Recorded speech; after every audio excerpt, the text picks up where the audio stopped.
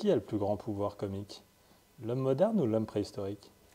Bon alors là, déjà, je vais vous dire, je ne me laisse pas poser des questions par quelqu'un qui a un aussi petit crâne. Je ne sais pas si vous pouvez comparer, mais là, il y a quand même… Qu'est-ce qu'il a, mon crâne? On ne joue pas du tout dans la même cour, hein. Franchement, je pense qu'on a facile 200 000 ans d'écart. Mais ça, c'est parce que vous avez le boulard. En termes de level, quoi. Ouais, voilà. Mais ça, c'est ça, c'est avant d'avoir picolé.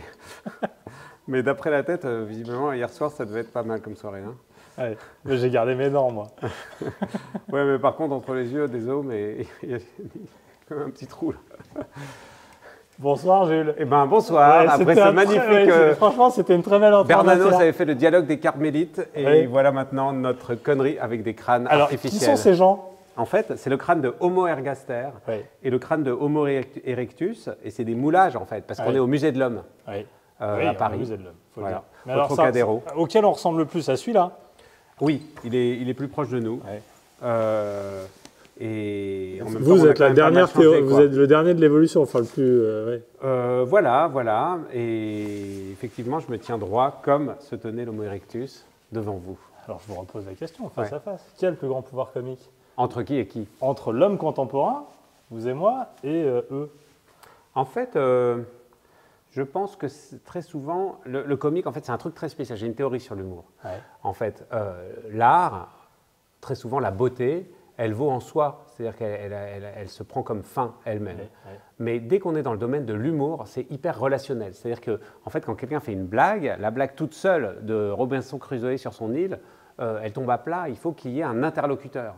Et cette dimension, en fait, transitive et relationnelle de l'humour, elle est considérable. Ce qui fait qu'il n'y a pas quelqu'un qui a un plus grand sens de l'humour. Et on sait très bien que quand on dit que quelqu'un a de l'humour, ça veut vouloir dire que soit il est drôle et il fait des blagues, soit il comprend les blagues d'autrui.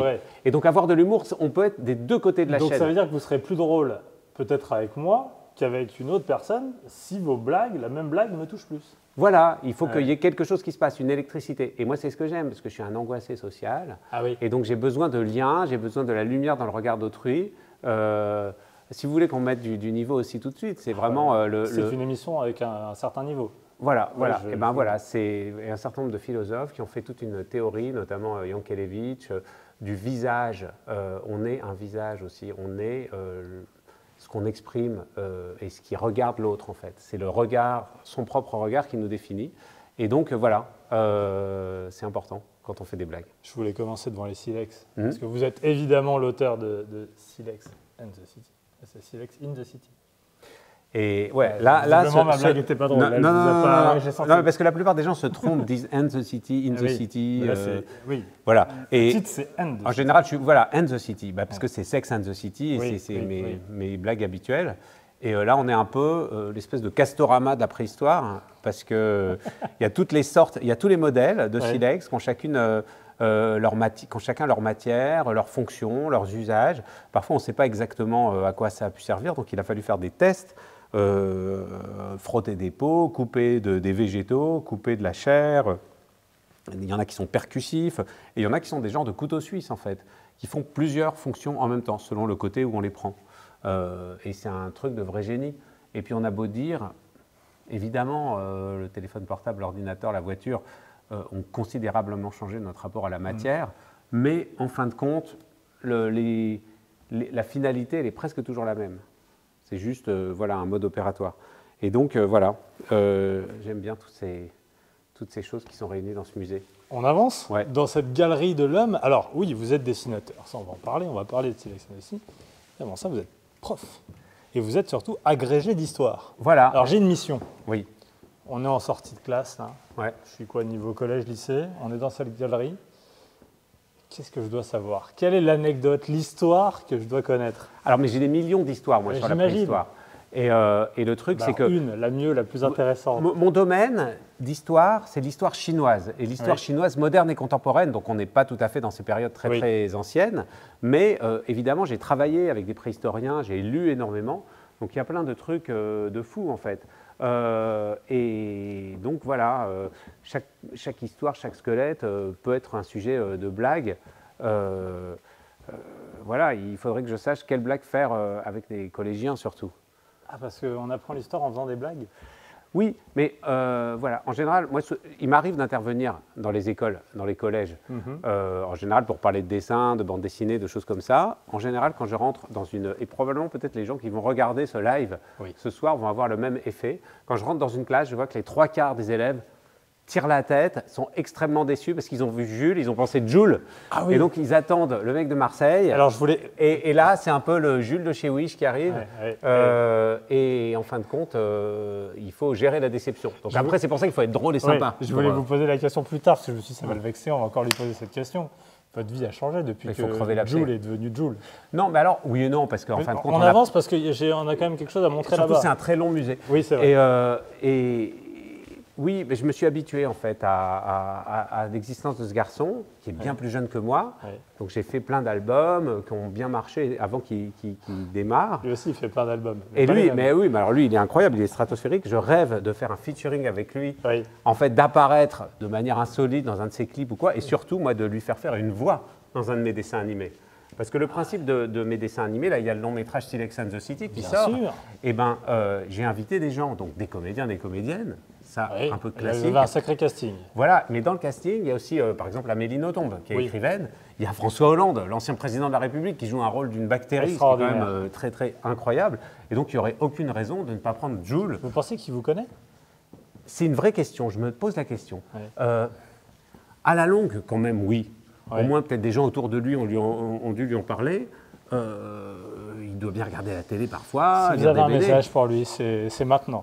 Jules, je ne sais pas si vous êtes vraiment adepte du live de la télé du Figaro, mais si jamais c'est le cas, ou si quelqu'un autour de vous peut transmettre ce message, j'adorerais qu'on se prenne un verre, vous filer un album de bande dessinée et discuter parce que voilà, vous êtes assez loin. Oh là là, il va y avoir un accident. Le caméraman qui se fracasse contre une espèce de... C'est la première de la saison. Voilà. Riyad, premier mur qui se prend. Vous savez, il s'en prend plusieurs. Donc voilà, parce que donc là, tel que vous me voyez, je suis en train de parler à un caméraman, Riyad, qui marche en arrière sans regarder derrière. Et c'est un show-strap qui se met d'embûches. Il y a des pièges à mammouth tous les 10 mètres. Donc voilà, Jules. Vous pourriez imaginer, par exemple, un petit dessin, une petite caricature avec lui, ça serait rigolo. Mais bien sûr, ce serait parfait. Je le dessinerais bien volontiers. Mais je pourrais le mettre comme personnage animé. Ça, ce serait parfait. Jules and Jules. Voilà. Bon, vous m'avez esquivé la question sur l'école. Et j'aurais quand même une petite question. Tous les profs de France disent, dans ma matière, franchement, le niveau, il baisse. Est-ce que c'est pareil en histoire? Est-ce que vous, le prof que vous étiez, disiez, franchement, les petits Français, ils ne sont pas terribles en histoire? Je ne saurais pas dire, parce que moi, je n'étais pas un prof dans les petites classes. J'étais prof directement à l'université. Et j'étais prof avec des élèves qui étaient super forts. J'étais prof à l'université de Marne-la-Vallée et à Normal Sup. Et j'étais très jeune. Donc j'avais l'impression en fait de faire un exposé devant la classe. À part que l'exposé, je devais le répéter un peu tous les jours. Donc c'était... non, je pensais qu'ils étaient très bons à l'époque. Alors peut-être maintenant, ils sont devenus nuls entre-temps, mais j'ai arrêté d'être prof. Donc ça tombe bien. Est-ce que on a... parce que j'imagine que vous avez un regard quand même sur ça. Une faiblesse sur l'enseignement de l'histoire en France? Non, je pense qu'il y a des trous. Mais c'est un petit peu partout pareil, et les trous sont très révélateurs d'ailleurs, ce qu'on n'enseigne pas et ce qu'on enseigne. Et à chaque fois, il y a des réformes des programmes et on décide d'enlever telle ou telle chose. Il y a toujours tout un grand truc sur la Révolution française qu'on réapprend je ne sais pas combien de fois, donc ça reste un peu le cœur de l'éducation républicaine, de l'histoire. Mais par exemple, typiquement, il y a un sujet qui m'a intéressé, parce que je suis aussi scénariste de la série Lucky Luke. Oui. Donc j'ai beaucoup travaillé sur le western, et puis souvent les Lucky Luke, ils sont marrants, ils sont burlesques, mais ils sont ancrés dans une réalité, un événement historique qui a existé. C'est ça qui fait les meilleures aventures de Lucky Luke. Et je me suis rendu compte qu'en 80 ans, ils n'avaient jamais parlé de l'esclavage. Cet enseignement de l'esclavage dans l'histoire en France, il est vraiment très limité. On a juste 1 ou 2 heures de cours là-dessus maximum, et pourtant quand même c'est une espèce de tâche, de trou dans notre inconscient collectif, occidental en fait. Et il serait bien de s'en emparer parce que c'est à l'origine de d'immenses fortunes, de grandes gloires politiques qui ont été faites vraiment sur le dos d'un des plus grands crimes contre l'humanité. Mais alors comment on fait pour justement enseigner l'histoire? Parce que c'est un grand débat, c'est très politique l'histoire, l'enseignement de l'histoire en France. Est-ce qu'il faut raconter un roman national? Est-ce qu'il faut savoir aussi s'aimer? Parce que vous me dites, bah oui, mais il y a des taches noires. Mais certains disent, bah justement, on met l'accent que là-dessus. Et on oublie de s'aimer en apprenant des choses positives sur l'histoire de ce pays. C'est très compliqué, non? Ah oui, mais c'est pas si compliqué que ça, parce qu'il y a plein de choses très excitantes. Tout peut être excitant intellectuellement, et on n'est pas obligé que ce soit toujours une histoire joyeuse. Je pense qu'il faut toujours affronter ses propres démons et aussi notre grandeur.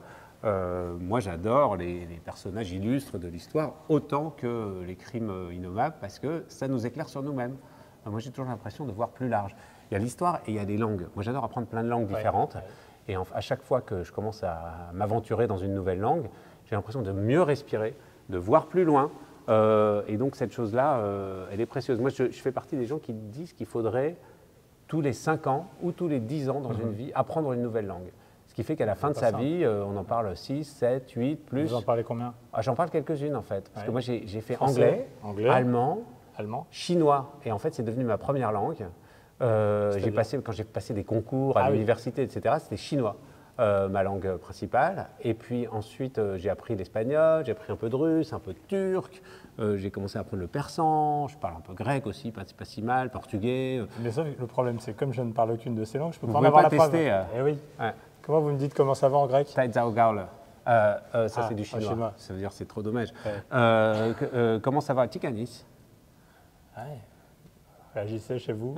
Si je dis des bêtises, Tikanis, je vous ferai des petits tests. Je vous tutoie. Tikanete. Comment ça va? Comment allez-vous?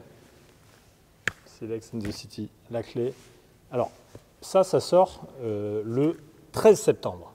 Exactement. 13 septembre. Il y a le 11 septembre. Le 11 septembre, c'est un très très gros jour pour moi, parce qu'il y a mon premier film que j'ai réalisé avec Jean-Paul Guigues et qui est… c'est sur la même histoire? C'est un peu la même histoire. Il y a des petites variantes, mais l'album accompagne aussi le film. C'est le 10e tome de la série BD, donc il y en a eu beaucoup d'autres. Mais là, le film, qui est une histoire originale, qui a été vraiment créée pour l'occasion, s'accompagne d'un album. Et le film sort dans tous les cinémas en France ce jour-là. Mercredi prochain. Et en même temps, tadam, Riyad a déjà tourné la caméra, mais il a eu bien raison. Il y a l'expo Silex and the City. Elle n'est pas ouverte, l'exposition. Elle va ouvrir. On est en train de finir de tout installer. Et en fait, je suis super fier de cette expo, parce que le Musée de l'Homme, ce n'est pas un musée anodin, c'est un musée remarquable par ses collections, très ancien. Mais il y a aussi une histoire du Musée de l'Homme. Je ne sais pas si vous connaissez le réseau du Musée de l'Homme. Non. Le réseau du Musée de l'Homme, c'était un des plus illustres et plus héroïques réseaux de résistance en France. Et c'est un des premiers réseaux de résistance à Paris qui s'est mis en place. Ils se planquaient dans les caves, dans les bibliothèques, ils se retrouvaient dans le Musée de l'Homme. C'était des chercheurs, des intellos qui ont ensuite agrégé toutes sortes de gens autour d'eux et qui ont lutté contre le nazisme. Et ce réseau du Musée de l'Homme, dans lequel faisait partie Germaine Tillon, une immense résistante. J'ai lu la biographie que Lorraine Demeaux lui a consacrée cette année, qui est vraiment hyper émouvante et intéressante. Et qui est au Panthéon, il me semble. Elle a dû rentrer au Panthéon, c'est complètement possible. Et il se trouve que la salle où mon exposition a lieu, dans le Musée de l'Homme, c'est le foyer Germaine Tillon, et donc qui est en son honneur. Et je trouve que Silex and the City a vocation aussi à être un petit peu une forme de résistance à la connerie générale, d'une certaine façon, et une espèce d'éclat de rire face à l'écrasement auquel on est soumis en permanence par toutes sortes de contraintes. Alors, bon, je tiens en cours, mais on a le droit de passer un petit peu. C'est mon expo, donc voilà. Bon, déjà, première question. Silex and the City, je me suis demandé, d'où vous vient l'idée? Est-ce que vous savez où elle vous est venue et comment elle vous est venue? J'ai beaucoup cherché parce qu'au départ, Silex and the City s'appelait La Petite Caverne dans la Prairie dans ma tête. D'accord. Ça devait s'appeler La Petite Caverne dans la Prairie. Et finalement, j'ai testé toutes sortes de choses qui faisaient écho à des grands produits de culture populaire. Parce que j'avais fait un livre qui s'appelait Da Vinci Digicode, 50 nuances de grec. Vous êtes bon sur les titres. C'est ça, et très souvent, je change un petit mot comme ça, et puis ça s'accroche à quelque chose qu'on connaît un peu spontanément. La croisade s'amuse. Alors ça, c'est le titre, mais l'idée. Et l'idée, moi j'avais envie de raconter aujourd'hui, faire une grande saga, une famille avec plein de personnages en costume. Et j'ai exploré un peu, c'était la caméra remonte le temps, et j'ai exploré différentes périodes possibles. J'aurais bien aimé faire peut-être les guerres de religion, des choses comme ça, à l'époque de Catherine de Médicis, de Henri IV. Et finalement, ça s'est imposé, cette histoire de préhistoire, parce que c'était une page blanche. C'était pas un choix immédiat. C'était pas un choix immédiat, mais finalement, une fois que c'est venu, j'ai déroulé la pelote. Je me souviens, j'étais dans mon petit atelier et je suis sorti à la fin de cette journée avec cette illumination. On va pas se mentir, on ne parle que d'aujourd'hui dans les Silex and the City. C'est un miroir par rapport à aujourd'hui, mais… Pourquoi vous ne pouviez pas le faire sans les personnages Parce que ça parle aussi de la préhistoire, parce que ça raconte les grandes thématiques du logement. Oui. Le logement rupestre, il y avait une espèce d'énorme concurrence. Aujourd'hui, on galère pour trouver des appartements dans les grandes villes, mais c'était la même chose en fait, parce que l'abri sous roche préhistorique, il y avait de la concurrence, parce qu'il y avait les hominidés qui voulaient y aller, mais il y avait les tigres. Il y avait les ours qui voulaient hiberner là, il y avait les lions des cavernes. Et il fallait négocier. Alors là, on est chez l'agent immobilier en essayant d'obtenir le dossier de location. À l'époque, il fallait négocier avec les grands prédateurs. Et cette concurrence de l'espace, finalement, ça nous aide à comprendre nos propres pulsions d'aujourd'hui, parce que la plupart des choses qui nous paraissent très contemporaines, en fait, elles s'ancrent dans quelque chose qu'on a tous en commun, cette expérience des premiers hommes. Franchement, c'est assez édifiant quand on se penche là-dessus. La fabrique d'une bande dessinée, l'inspiration et le trait à la recherche du bon mot. Ouais. Là, c'est ma liste de mots qui me sert à faire mes blagues. C'est mon dictionnaire. Ah ouais, c'est mon dictionnaire français silex. C'est-à-dire que c'est tous les mots comme ça, avec les sonorités, les trucs comme ça. Et à partir de là, je fais des blagues. Vous partez de ça? Je pars de ça. Et là, par exemple, c'était un épisode sur l'Angleterre préhistorique. Et donc, j'ai mis Oxford, Cambridge, Gentleman, machin. Et en fait, Oxford, finalement, j'ai trouvé Grotford. En fait. Ah oui. Et parce que je me suis dit grotte, machin, etc. Donc, par exemple, Trafalgar Square, j'ai mis Calamar Square. Le 10 Downing Street, qui est le logement du Premier ministre anglais, c'est le 10 Darwin Street, évidemment, etc. Et donc, j'aime bien le paléolithiquement correct. Ah bah voilà, évidemment, voilà, tout est paléolithique. Oui. Voilà. Donc, non, il y a une méthode quand même, il faut se concentrer, et puis ça finit par venir. C'est quoi l'inspiration? C'est un peu comme Astérix. Dans Astérix, vous savez que voilà, moi j'ai succédé à Goscinny, pas pour Astérix mais pour Lucky Luke, et c'était un de mes grands modèles d'humour, etc. Et un jour à la BNF, François Mitterrand, j'ai vu une expo consacrée à Goscinny, et il y avait ses carnets. Et ces carnets, sans le savoir, les pages de ces carnets étaient exactement comme ce qui est exposé ici. C'est-à-dire qu'il faisait des listes verticales en disant « je vais faire Astérix chez les Belges ». Il faisait tous les mots qui étaient en lien avec la Belgique. Alors la bière, les frites, mais aussi bien les surréalistes, Paul Verhaeren, etc. Donc il y avait tous les noms des villes belges. Et il travaillait comme je travaillais, et je me suis dit que c'était vraiment émouvant. Dans la clé, il y a un retour, une arrivée de ces hommes chez nous. Un petit côté les visiteurs, là. C'est ça, le voyage dans le temps, c'est toujours hyper marrant. Les visiteurs ou retour vers le futur, d'une certaine façon. Oui, c'est vrai. Et ce voyage dans le temps, effectivement, ils se retrouvent dans un magasin dans le genre Ikea, et ils vont ramener accidentellement, depuis le futur, dans la préhistoire, la clé coudée. Cette clé, oui, on a tous chez nous. Elle traîne dans le vide-poche. Exactement. Ouais. Et cette clé, on ne sait pas trop à quoi ça sert. Et c'est comme les silex, en fait. C'est l'équivalent à 40 000 ans d'écart du silex. Qu'est-ce que ça pourrait être aujourd'hui? Qu'est-ce qui pourrait... Parce qu'on le voit ici sur votre couverture, elle rend fou tous ces gens. C'est quoi l'équivalent contemporain qui rend fou en fait, l'homme moderne? C'est typiquement un symbole, cette clé coudée, et c'est un objet transitionnel. Donc en fait, c'est comme une page blanche pour toutes nos pulsions, nos fantasmes, etc. Donc il y a des gens qui voient là-dedans un objet de convoitise sexuelle. D'autres qui y voient un symbole de pouvoir, d'autres qui y voient de la spiritualité, un symbole religieux. Et en fait, chacun, en fonction de ses tempéraments, il projette quelque chose. Donc on projette sur cet objet transitionnel n'importe quoi en fait. Donc vous, je ne sais pas quels sont vos fantasmes, vos névroses et tout, mais je suis sûr que vous auriez votre propre interprétation de la clé. Et c'est une interprétation ouverte. En fait, je pense que peut-être qu'un certain nombre de psychanalystes devraient essayer de faire une théorie à partir de la clé, donnerait une clé à leurs patients en disant, un peu comme Rorschach, qu'est-ce que c'est, voilà. Ouais. Et puis, comme son nom l'indique, la clé, ça sert à ouvrir quelque chose. Alors, ouvrir quoi? Je vous laisse, le cœur, je vous laisse deviner vous-même, je ne sais pas. Ouais. Voilà, exactement. Et alors, ce qui est marrant, cette expo, c'est qu'on l'a fait comme ça, elle est propre, elle est toute belle et tout, mais on m'a dit aussi que j'avais le droit de faire des petits graffitis à la con sur les murs. C'est pas vrai. Et donc là, jusqu'à l'ouverture, je peux prendre des marqueurs et faire des blagues. Là. Donc j'ai vu avec l'extincteur, j'ai rajouté ce petit dessin. Là, le lapin, là, dans la porte. Attention, j'ai un marqueur. Hein. Si vous avez une idée, là, hop. Ditarium Jean Rouge. Mais c'est vachement beau. Et alors là, il fait nuit. 2 jours, on voit les grands arbres de l'avenue. Là, c'est vraiment somptueux. Je ne sais pas s'ils vont laisser ce canapé, j'espère, parce que je le trouve aussi incroyablement agréable. Ah bon? Ouais.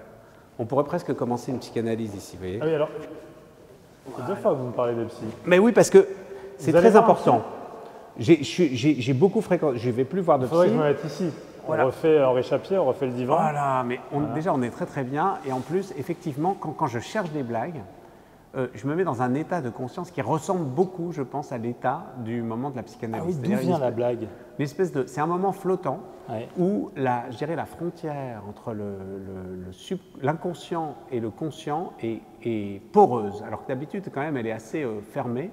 Et c'est le moment des rêves, et donc dans le demi-sommeil, les blagues circulent. Et on se rend bien compte que les lapsus, les mots d'esprit, viennent de là, en fait. C'est un moment de surgissement, de passage d'un niveau à un autre, de notre être inconscient, notre être conscient. Et quand on dit un mot à la place d'un autre, qui est très révélateur finalement d'un désir, de quelque chose qui est présent en nous, et ben c'est un peu la même chose que les blagues. Et d'ailleurs, Freud a écrit là-dessus, le Witz, l'humour, le mot d'esprit, il a étudié vraiment ça. C'est une espèce de surgissement de l'inconscient, et donc quand on cherche une blague, c'est comme si on contrôlait un petit peu cet accès. On laisse donc c'est flotter un travail pour entrer dans cet état, et après cet état est libérateur, et là on ne travaille plus, et ça vient tout seul. Ça vient tout seul, ensuite il faut ordonner et en faire quelque chose, mais c'est-à-dire qu'on récolte le matériau comme ça, on va à la pêche à l'intérieur de soi-même, dans notre propre tréfonds. Et en fait, il y a des gens, je pense, où la membrane est plus épaisse, donc c'est moins évident, et d'autres, elle n'est pas du tout épaisse. Et donc moi, non seulement je fais des blagues et je les trouve comme ça un peu en dormant à moitié, mais aussi je fais partie des gens qui somatisent. C'est-à-dire que je tombe perpétuellement malade, enfin, j'ai des trucs qui m'arrivent dans le corps qui sont vraiment la manifestation immédiate d'un truc. À un moment, ça marchait trop bien, mes albums se vendaient extraordinairement bien, c'était parfait, tout roulait magnifiquement. Et en même temps, j'avais toujours mal au bras comme ça. Puis j'avais l'impression que la nuit, je me réveillais, j'avais l'impression que j'avais du plomb qui me coulait dans les veines, ça me brûlait, etc. Et puis à un moment, j'ai formulé tout en racontant ça, en disant « oui, c'est parce que j'ai trop de veines ». Et en fait, avoir trop de veines, j'avais une espèce de culpabilité d'avoir trop de chance des choses qui m'arrivaient. Et me figurant ça, je me mettais à avoir mal dans les veines parce que j'avais trop de veines. De la minute où j'ai prononcé cette phrase et où j'ai fait le lien en fait avec ce que j'étais en train de raconter, la douleur a entièrement disparu et ça n'est plus jamais revenu. Et ça, j'ai 12 000 exemples comme ça de conneries. C'est une fois de plus une question psychanalytique. Bien sûr, enfin la psychanalyse s'empare de ça, les psys adorent ça. Voilà. Ouais, et on effectivement, peut pas montrer dans un métro, dans les métros, pourquoi? Parce que je l'aimais trop. Ah bah bien sûr, exactement. Ouais. Et voilà, selon sa place dans la fratrie, on a des problèmes avec l'aîné ou voilà. Ah oui, l'aîné. Voilà. Ah oui. Non. Ça, c'est source de blague finalement. C'est source de jeux de mots infini. Et puis sur aussi les frères et sœurs comme ça, il y a toujours le truc, le symbole de l'ascenseur. Celle qui n'a pas de sœur. L'ascenseur. Voilà. On pourrait rester des heures là-dessus. Ouais. Ou quand on veut se débarrasser de sa sœur, on prend l'ascenseur. Ouais. On monte ou on descend? Bon, non, on se balade, quoi. Comment vous appréhendez ce moment où vous êtes chez vous, vous dessinez, vous imaginez des histoires, vous travaillez sur vos films. Et là, il y a une période de promotion. Vous êtes là, ici, vous allez aller ailleurs. Est-ce que vous aimez ces moments ou pas? En fait, c'est très ambivalent parce que si... quand on est invité partout, qu'on doit répéter les mêmes choses, etc., à la fin, on n'est pas content. Mais si on est invité nulle part et qu'on peut répéter nulle part les mêmes choses, on n'est pas content non plus. Donc il y a une espèce de truc comme ça où on ne sait pas trop ce qu'on veut. D'accord. Et moi, je sais, Nous, on est dans les premiers là, de votre période de promo? Ouais, ça commence. Ah, donc là, vous êtes frais encore. Tout ce que vous dites, c'est la première fois. Je ne suis pas complètement usé et j'espère bien que je vais encore ratiociner pendant longtemps parce que c'est important, quoi. Parce qu'en plus, là, il y a un livre, un film, une expo. Il faut porter tout ça à bout de bras, comme ça. Et puis, et c'est un moment finalement assez solitaire, la promo, parce qu'on est devant plein de gens, on s'adresse à toutes sortes de publics, on doit s'adapter un peu, parce que probablement, je vous parle d'une certaine façon, mais si j'ai sur une radio ou pour un journal différent, je m'adapterai un petit peu au ton. Bah oui, C'est-à-dire, c'est quoi le ton Écoutez, si vous étiez Femme Actuelle ou si vous étiez la Revue des Deux Mondes, je ne vous parlerai pas de la même façon que maintenant. Donc là, voilà. Là, je vois comment vous êtes habillés. Regardez les baskets, machin, l'espèce de petite parka comme ça. Ça induit un comportement de ma part. Je suis assez caméléonesque. D'accord. Et parce qu'en même Vous temps. êtes un vrai menteur, un vrai tricheur. Ça veut dire que je ne pourrais pas aller chercher l'essence même de Jules. Bah si, l'essence de Jules, c'est cette dimension de caméléon aussi. Changer de couleur ou pas? C'est complètement moi. Voilà. Vous êtes toujours bleu, le canapé est marron. Non, mais oui, mais à l'intérieur, voilà, ça dépendra du. Faut pas que je fasse tomber le micro. On y va? Ouais. Bon, c'est quoi les objectifs? Un livre comme celui-ci, d'ailleurs, je vais le récupérer au passage. Et on voit avec cet échafaudage que l'exposition n'est pas encore prête. Ouais, on est en train de finir les spots. Il doit se vendre à combien d'exemplaires? Oh, il n'y a pas d'objectif vraiment. Il se trouve que comme c'est une série, à chaque fois qu'on sort une nouveauté, on vend le tome précédent, le tome précédent, le tome précédent. Donc en fin de compte, le tome 1 de la série, on en a vendu 200 000. Oui, parce que les gens repartent. Ils recommencent Ouais. et puis ils achètent ce qui leur manque et tout. Et donc on a vendu en tout, de toute la série, 1 million d'exemplaires quand même. C'est énorme pour une BD. Ah Et voilà, c'est bien. Le film, combien d'entrées pour une première? Ça, je ne peux pas vous dire parce que vraiment, je ne connais rien. C'est trop nouveau. C'est un film qui n'a pas coûté cher. Donc en fait, normalement, le seuil de rentabilité n'est pas monstrueux. Ouais. Ce n'est pas comme Astérix en Chine, où ils espéraient je ne sais pas combien de dizaines de millions Ouais, pour amortir ouais, leurs ouais. milliards de budget. Nous, c'est un film qui a coûté 3 millions. Donc je pense qu'il doit être amorti à 300 000 entrées. Mais 300 000 entrées, déjà, c'est une grande réussite pour ce genre de film. Et c'est un film pour qui? C'est un film pour tout le monde. C'est ça qui est chouette. Ah, Ah, voilà, tiens, pour on les a la gens qui preuve. parlent les langues. Voilà. Alors, laquelle vous parlez? Alors, Welcome- Dobro požalovat. Ça, c'est du russe. Voilà. Ouais. Willkommen Willkommen. en allemand. Néerlandais, vous parlez pas, Welkomin? Karosorites, c'est du grec. Ici, ouais. Bon, Welkomin, ouais, en même temps, on devine. Non, ouais. Mais en Voilà. même temps, je devinais. Il y a- hein, et puis, ce non, mais que ça c'est- veut dire un donc, pour tous. Oui, mais c'est ça, mais il y a des. Bon, de toute façon, ça veut dire la même chose partout. Mais, non, mais il y a des langues. Il y a des groupes linguistiques, Oui. évidemment. Donc, Oui, bien sûr, les langues latin, latines, oui. les langues. Voilà. Mais par exemple, là, je crois, bienvenue, comme ça, je serais prêt à parier que c'est de l'espéranto. Ah bon? Ouais. Que pas grand monde parle. Il y a des gens qui parlent l'espéranto, mais c'est quand Et, même. où est le chinois, là? Ouais, le chinois, on dit Huanyin en Ah, chinois ici, pour non? dire bienvenue. C'est là? Oui, ah bah exactement, voilà, Huanyin. Exactement. Alors oui, ce film, parce que c'est un dessin animé. Est-ce qu'il y a du turc? Hoş geldiniz en turc. Oui. Je sais pas où c'est. Ah ben, il y a une langue où bienvenue se dit Maeva. Alors, première nouvelle. Mais, Je savais pas que c'était le prénom qui signifiait ça, quoi. Bem-vindos, en portugais. Benvegut, ça doit être du catalan. Et c'est une preuve que nous venons de sortir par l'entrée. Voilà, alors, bienvenue dans l'aventure de la nuit, où nous allons nous précipiter. C'est parfait. Allez, on avance. Oui, vous me dites donc que c'est pour tout le monde, mais il y a bien un peu une cible quand même, quelqu'un, des familles, des enfants. Bah, c'est assez familial, c'est-à-dire que la bande dessinée comme la série. Au revoir. Au revoir. Merci. La bande dessinée comme la série sont lues, regardées avec 3 générations. C'est-à-dire qu'il n'y a pas grand-chose comme ça qui réussit à réunir des gens très disparates. Et là, il y a ce goût un peu pour les blagues. Parce que les références, il y a à la fois des références sur le rap et Oui. sur la philosophie et l'épistémologie. Il y a de tout en fait. Donc il y a la grande poésie allemande et il y a Section d'assaut. Qui s'appelle Section Lascaux dans la bande dessinée, quoi. Donc, Là, je suis en train de voir votre petite feuille ouais. avec Lascaux. Qu'est-ce que je peux Section faire avec Lascaux? d'assaut, non mais je pars de section d'assaut et Ah puis oui. je dis qu'est-ce qu'il y a d'assaut? Lascaux, évidemment, quoi. Voilà. Je vous laisse monter dans la voiture. Ok. Vous êtes de l'autre côté. C'est pas moi qui conduis? Non, pas Ok. encore. Sauf Ok, si vous de voulez. l'autre côté. Ouais, Oui. vous êtes de l'autre côté. Hop, moi j'ouvre la porte arrière.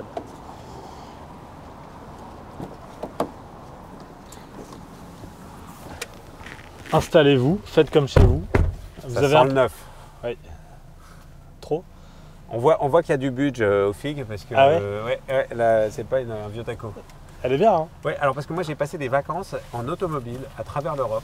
cet été. J'ai conduit presque 6000 km, ce qui était quand même assez délirant. C'est pas écolo. Hein. Et Ah, si, elle c'est était pas peut-être écolo, réussie, mais on était 3 ou 4 dans la voiture. Ouais. En famille.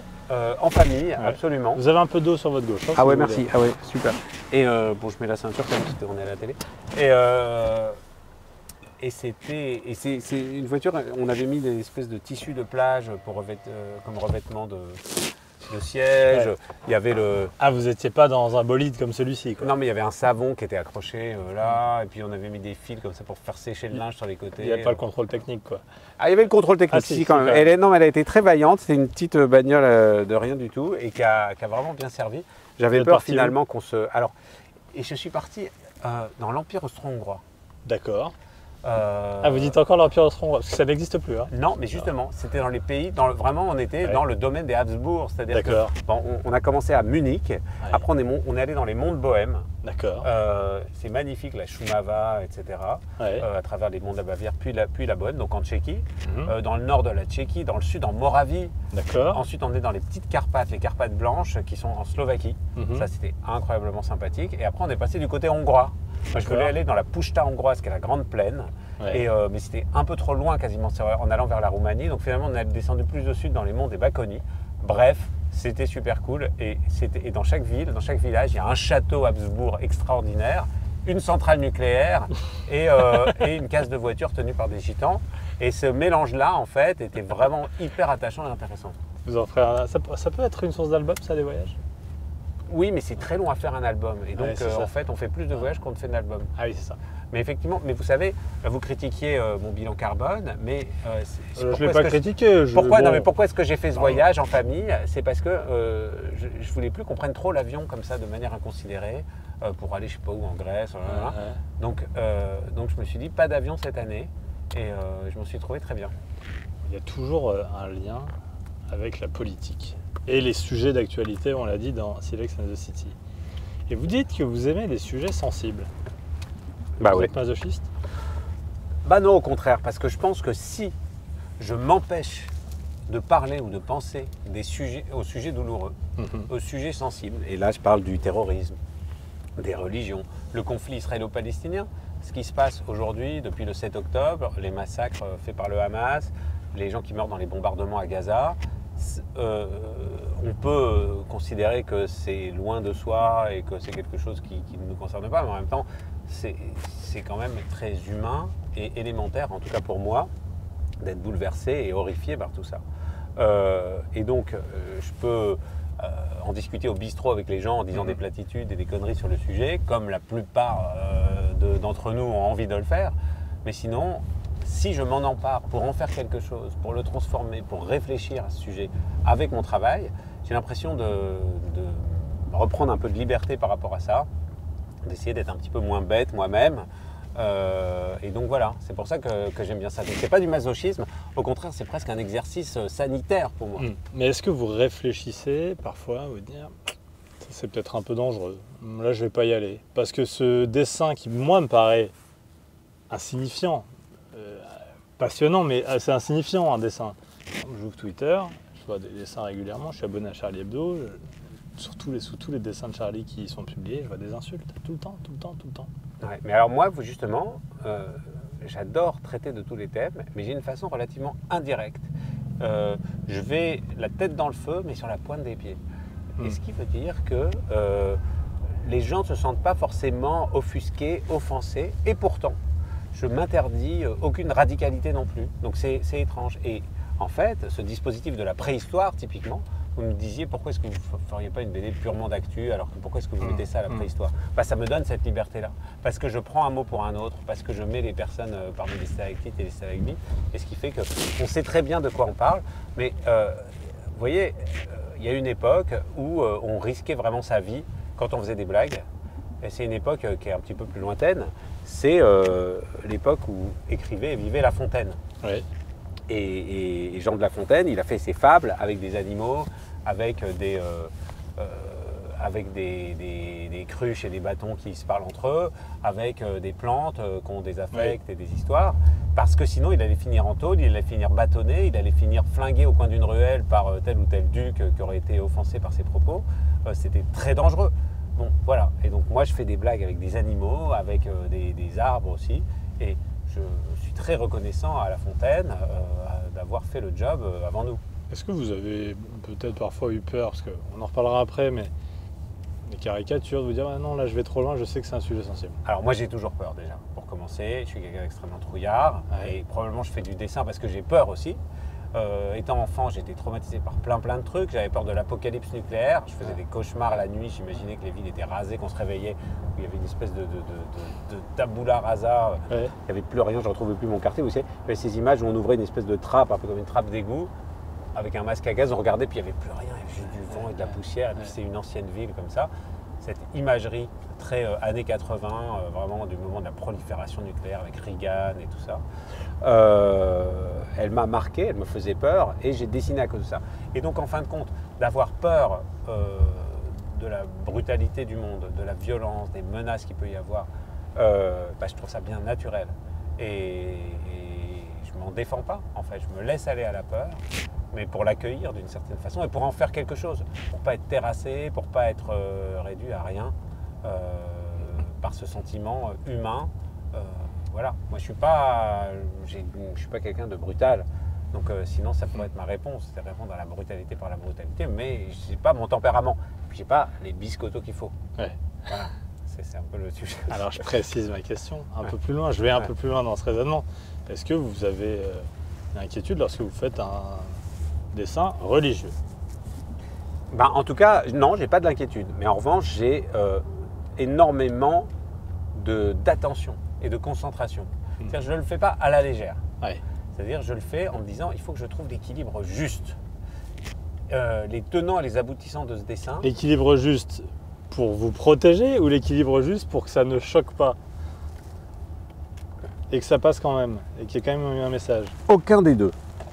C'est l'équilibre pour être juste. C'est-à-dire, c'est important de dire ça parce que c'est quelque chose qui est de ma conviction. De pouvoir partager une sensibilité sur le sujet et qui n'est pas une sensibilité religieuse. Moi, je suis quelqu'un d'assez mécréant, en fait. Et en même temps, de penser à autrui aussi et d'anticiper le regard possible d'autrui et de faire mes choix, mes blagues, mes mises en scène en conscience, d'une certaine façon. Et donc, je ne fais pas ça de manière inconsciente. Je ne fais pas ça pour provoquer, parce qu'en soi, ça ne m'intéresse pas en soi. Mais si je pense que c'est important de provoquer pour une raison précise, je ne me l'interdis pas et je fonce, en fait, aussi. Il y a une notion qui est importante dans Sex and the City, c'est la notion de progrès. Vous êtes pour le progrès, vous le dites d'ailleurs. Il fallait bien qu'ils sortent de leur caverne. Non, mais je ne suis pas du tout pour le progrès. Moi, non, voilà. C'est-à-dire, vous voulez que je vous dirai ma théorie sur la gauche et la droite après. Ouais. Mais c'est mon côté réac. C'est-à-dire que j'aime bien tout ce qui était avant et tous les trucs anciens. Et surtout, j'aime bien que les choses ne changent pas. Ouais. Et en fait, quand un magasin change dans mon quartier ou quand on doit couper un arbre quelque part et que le paysage change, ça me plonge dans des états d'accablement et de tristesse profond. En fait, j'aimerais bien qu'on soit toujours pareil. Mais le temps passe de toute façon, donc ça change et ça me blesse. Et donc, ce truc-là, je voudrais bien que tout soit toujours pareil et que le vert paradis de l'enfance perdure tout le temps. Fait que non, je ne suis pas du tout pour le progrès, puis j'y crois pas. Surtout, je sais très bien en tant qu'historien que c'est une notion très très contextuelle. Le progrès, il y a des notions qui nous paraissent naturelles. Par exemple, l'enfance ou le bonheur ou le progrès. En fait, ces concepts sont apparus à un moment donné de l'histoire, dans une civilisation donnée. Mais en fait, de l'enfance en soi, il y a des endroits où c'est rien, en fait, ça n'existe pas l'enfance. Le bonheur, c'est pas une question qu'on se pose, et voilà, etc. Donc à la préhistoire, on ne se les posait pas dans ces termes, toutes ces questions-là. Mais effectivement, l'évolution, ça c'est une catégorie scientifique. Et pour moi, c'est quelque chose qui est beaucoup plus juste. Donc moi, je suis fasciné et admiratif et par la beauté, et par la complexité de l'évolution. Pour l'évolution, contre le progrès. Je ne suis pas contre le progrès, mais je suis très sceptique. Mais je récuse le culte du progrès parce que je pense que c'est une illusion, parce qu'on se rend bien compte que le progrès, c'est-à-dire que les changements, on considère que les changements sont toujours pour le mieux et que les choses s'améliorent. Et puis c'est une vision téléologique très religieuse, c'est-à-dire que il y a comme un design intelligent du monde que l'être suprême, quel que soit le Dieu, quelle que soit la religion, c'est ce qu'il fait, a prévu des choses, c'est le plan de Dieu, les choses ont été écrites dans un livre, dans une pensée, dans un mythe, peu importe, et les choses adviennent telles qu'elles devraient advenir. et que les choses mal ont leur sens, que les choses bien ont leur sens, etc. Moi, je pense que les choses sont bien plus absurdes que ça, mais par contre qu'il y a des règles de la physique, de la biologie qui fait que l'évolution, ça se comprend. Moi, il n'y a pas beaucoup de gens que j'admire, parmi les écrivains, parmi les grands conquérants, parmi les grandes figures de l'histoire. Vous disiez, des gens qu'on peut admirer, comme ça, c'est important aussi. Mais par contre, Charles Darwin, par exemple, je l'admire. C'est un mec super courageux, hyper sympa, marrant, très intéressé par l'enfant, justement, par les enfants, hyper sympa avec sa femme, un type très amoureux, très progressiste dans ses voyages autour du monde.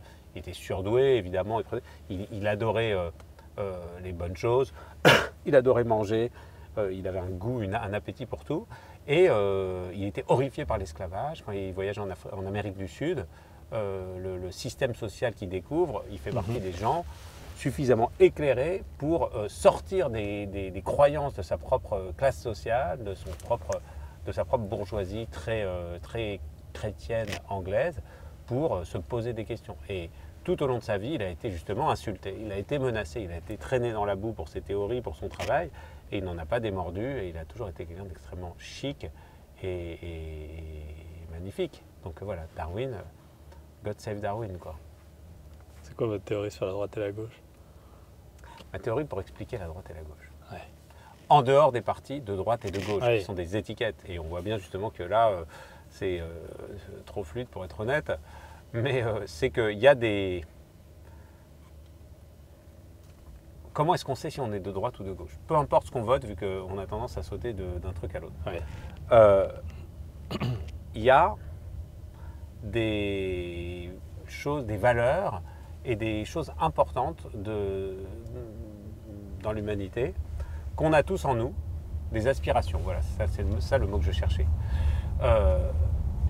Et qu'on a tous en partage. Et à certains moments de la journée, et dans certaines décisions, on privilégie l'une ou l'autre. C'est la liberté, et tout le monde est assez d'accord pour valoriser la liberté, c'est quelque chose d'important.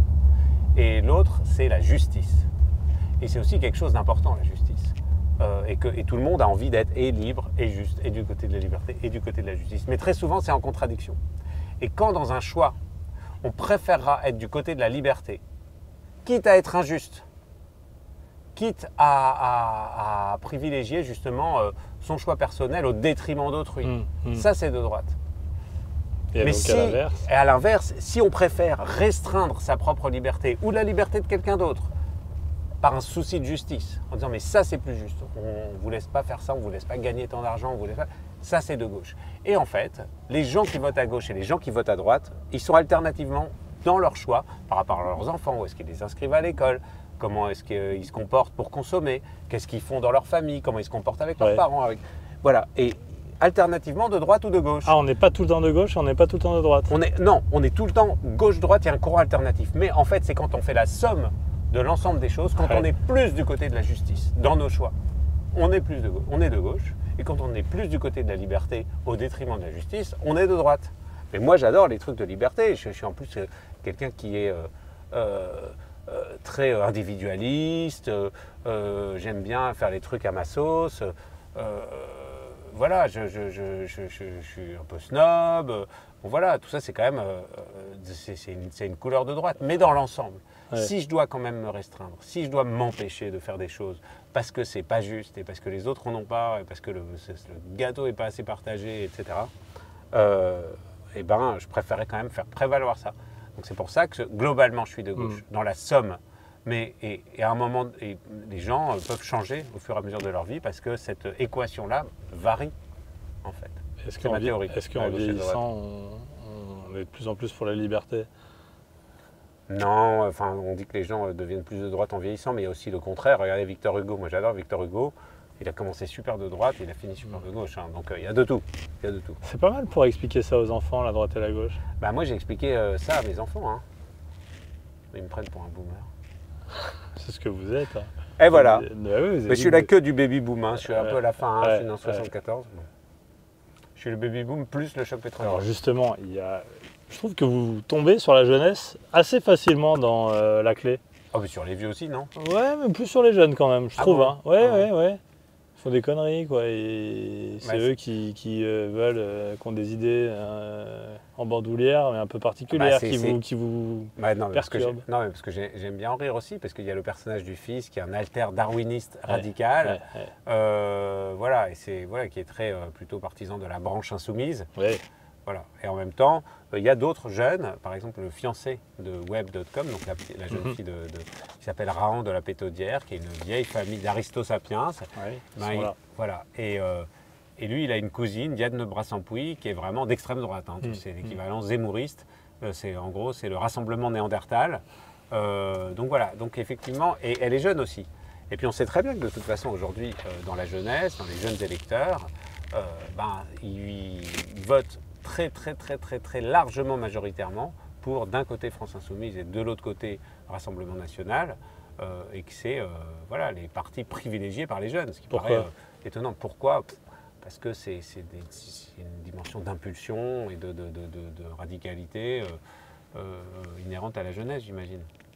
Puis peut-être parce qu'ils ont trop regardé leurs écrans à la con. Vous avez un problème avec la télé? Non, avec les écrans. Ah bon? Non, la télé, ça n'existe presque plus.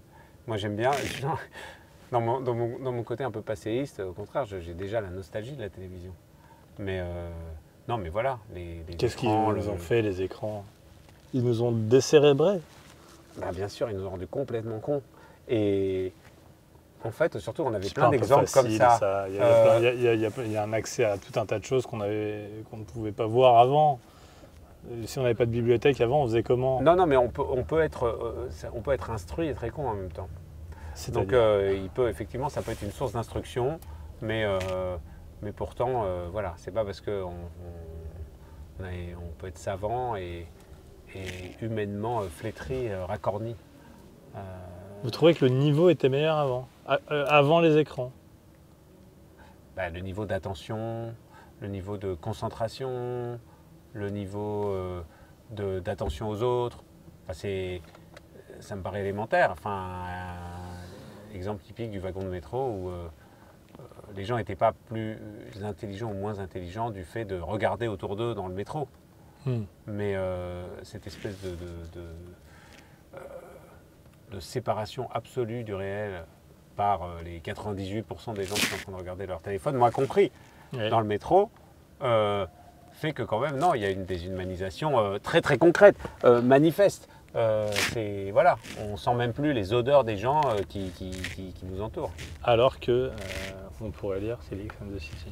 Est-ce que Michel Barnier fera l'objet prochainement d'une bande dessinée? Il fera l'objet de mon courroux surtout, parce que en fait, cette idée absurde de Macron d'attendre autant pour nommer un Premier ministre et de choisir pile le moment où j'ai mon film et ma bande dessinée qui sortent, et où j'avais envie de pouvoir en parler et le présenter à tout le monde, il décide de nommer Barnier, et voilà toutes les attentions focalisées sur cette nomination, sur le nouveau gouvernement, etc. Pile au mauvais moment, il aurait pu choisir une semaine avant, une semaine après, mais non, il faut que ça tombe sur moi.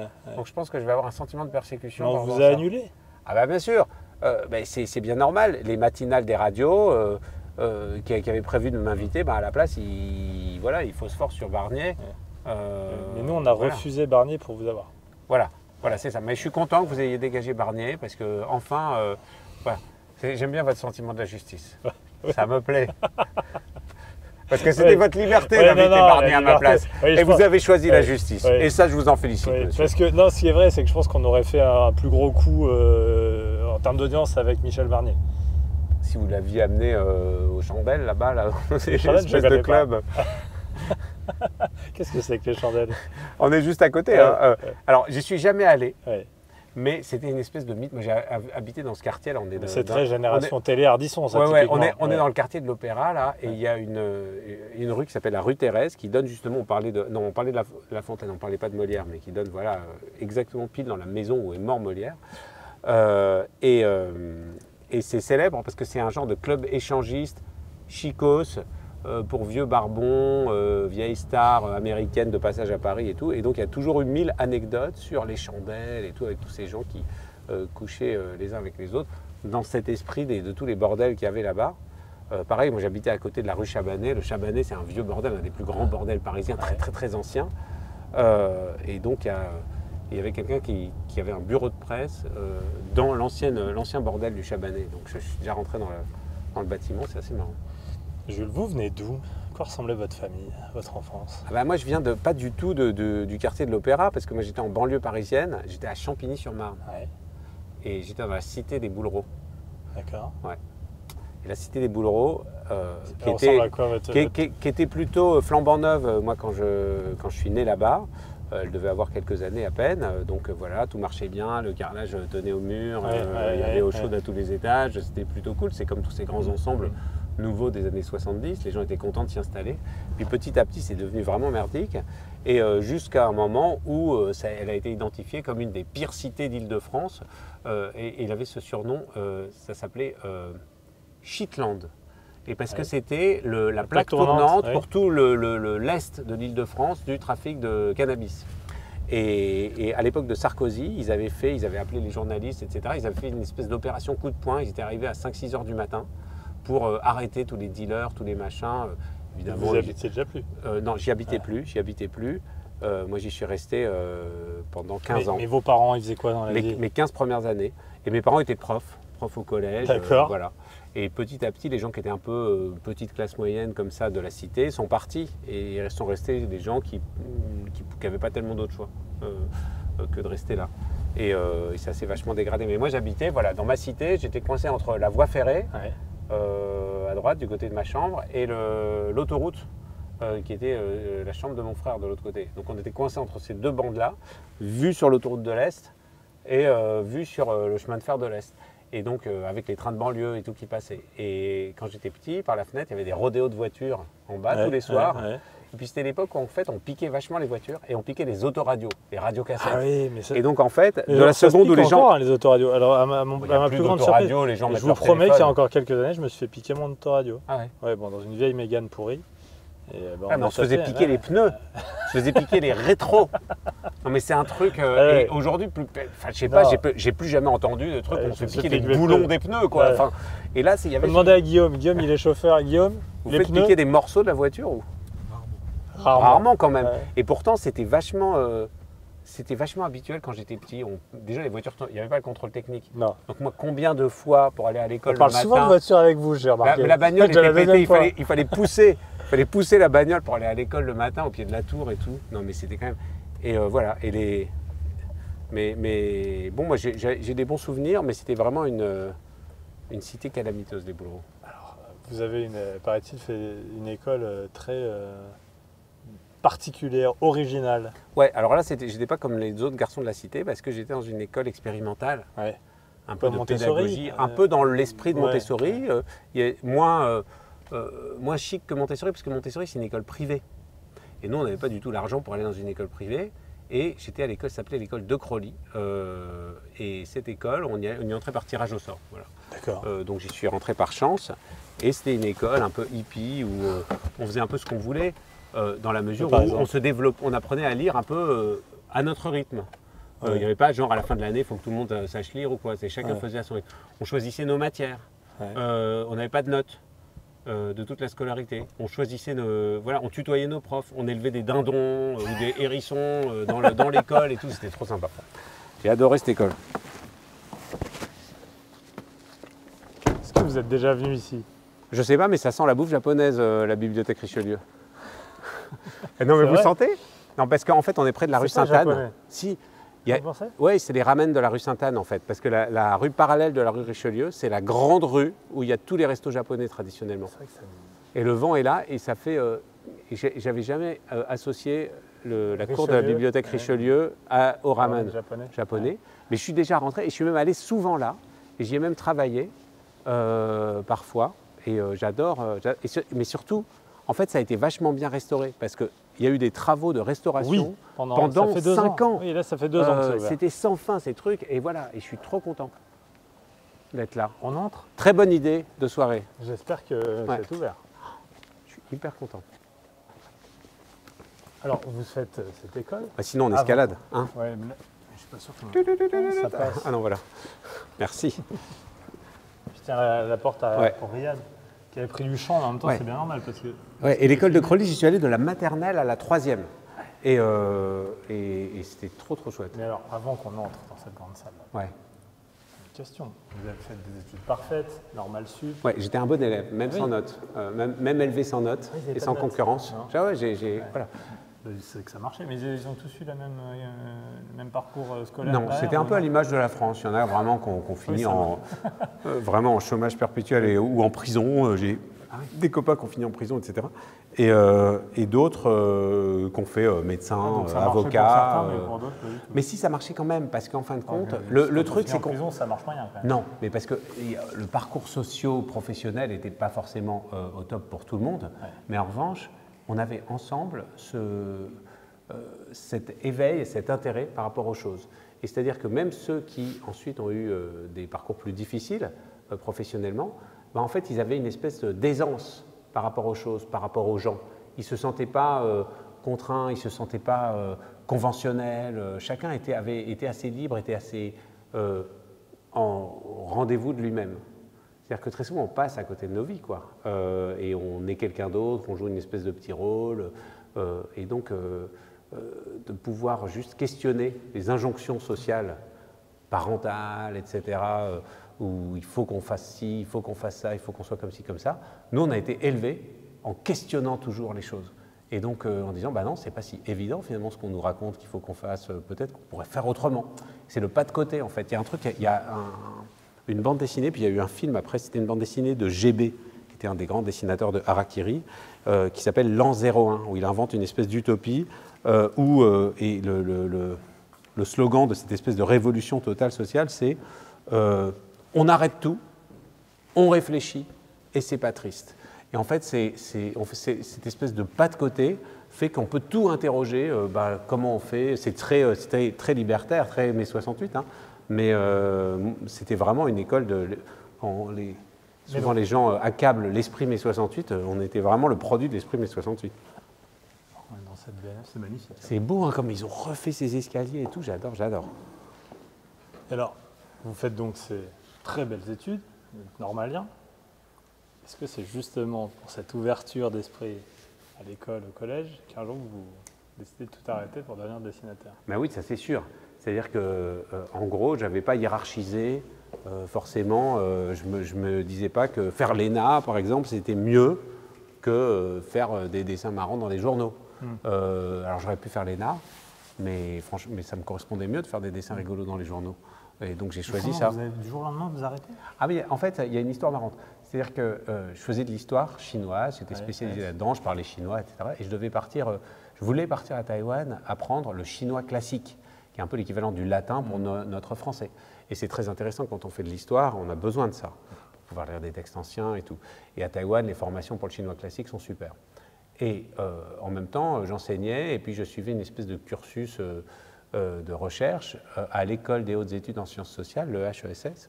Et j'ai au téléphone le mec qui est le chargé des études et qui me dit « Ah non, vous ne pouvez pas aller à Taïwan parce que vous assistiez au cours. » Je dis « Non, mais c'est pas grave, je passerai les examens après, j'ai pas besoin d'aller faire des heures de chaise. C'est beaucoup plus important pour mes recherches que j'aille à Taïwan, voyons. Enfin, laissez-moi partir 6 mois à Taïwan. » Il dit « Non, c'était un peu un côté rond de cuir, très paperasse administrative et tout, j'avais envie de l'étrangler. » On s'est hurlé dessus, engueulé au téléphone, j'ai raccroché rageusement et j'ai dit « Je laisse tomber la recherche, je laisse tomber l'éducation nationale, je ferai que du dessin. » J'avais commencé à publier à droite à gauche. Et ce type, vous savez qui c'est? Pap Ndiaye. Il est devenu ministre de l'Éducation nationale et à l'époque, c'était le chargé des études à l'EHESS. Et après, on est devenus copains, hein, parce qu'on est restés en contact, etc. Il s'est marié avec une copine à moi, bizarrement, tout ça. Mais c'est grâce à Pap Ndiaye que je suis devenu définitivement dessinateur et non pas chercheur en histoire chinoise. Ce que je regrette parfois, mais voilà. C'est très beau de l'autre côté de cette salle. Un peu de silence. Derrière cette porte, même s'il n'y a personne, il ne faut pas gueuler dans les gens.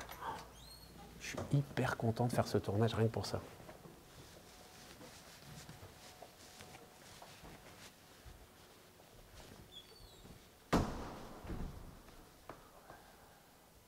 Ah oui, quand même. J'allais dire, vous voyez là, il n'y a pas d'écran. Et en fait, je me retourne, mais il y a des écrans carrément tout autour.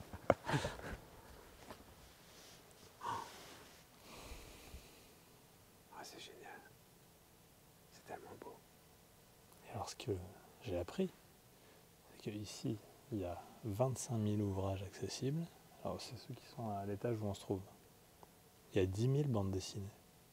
Ici. T'imagines ?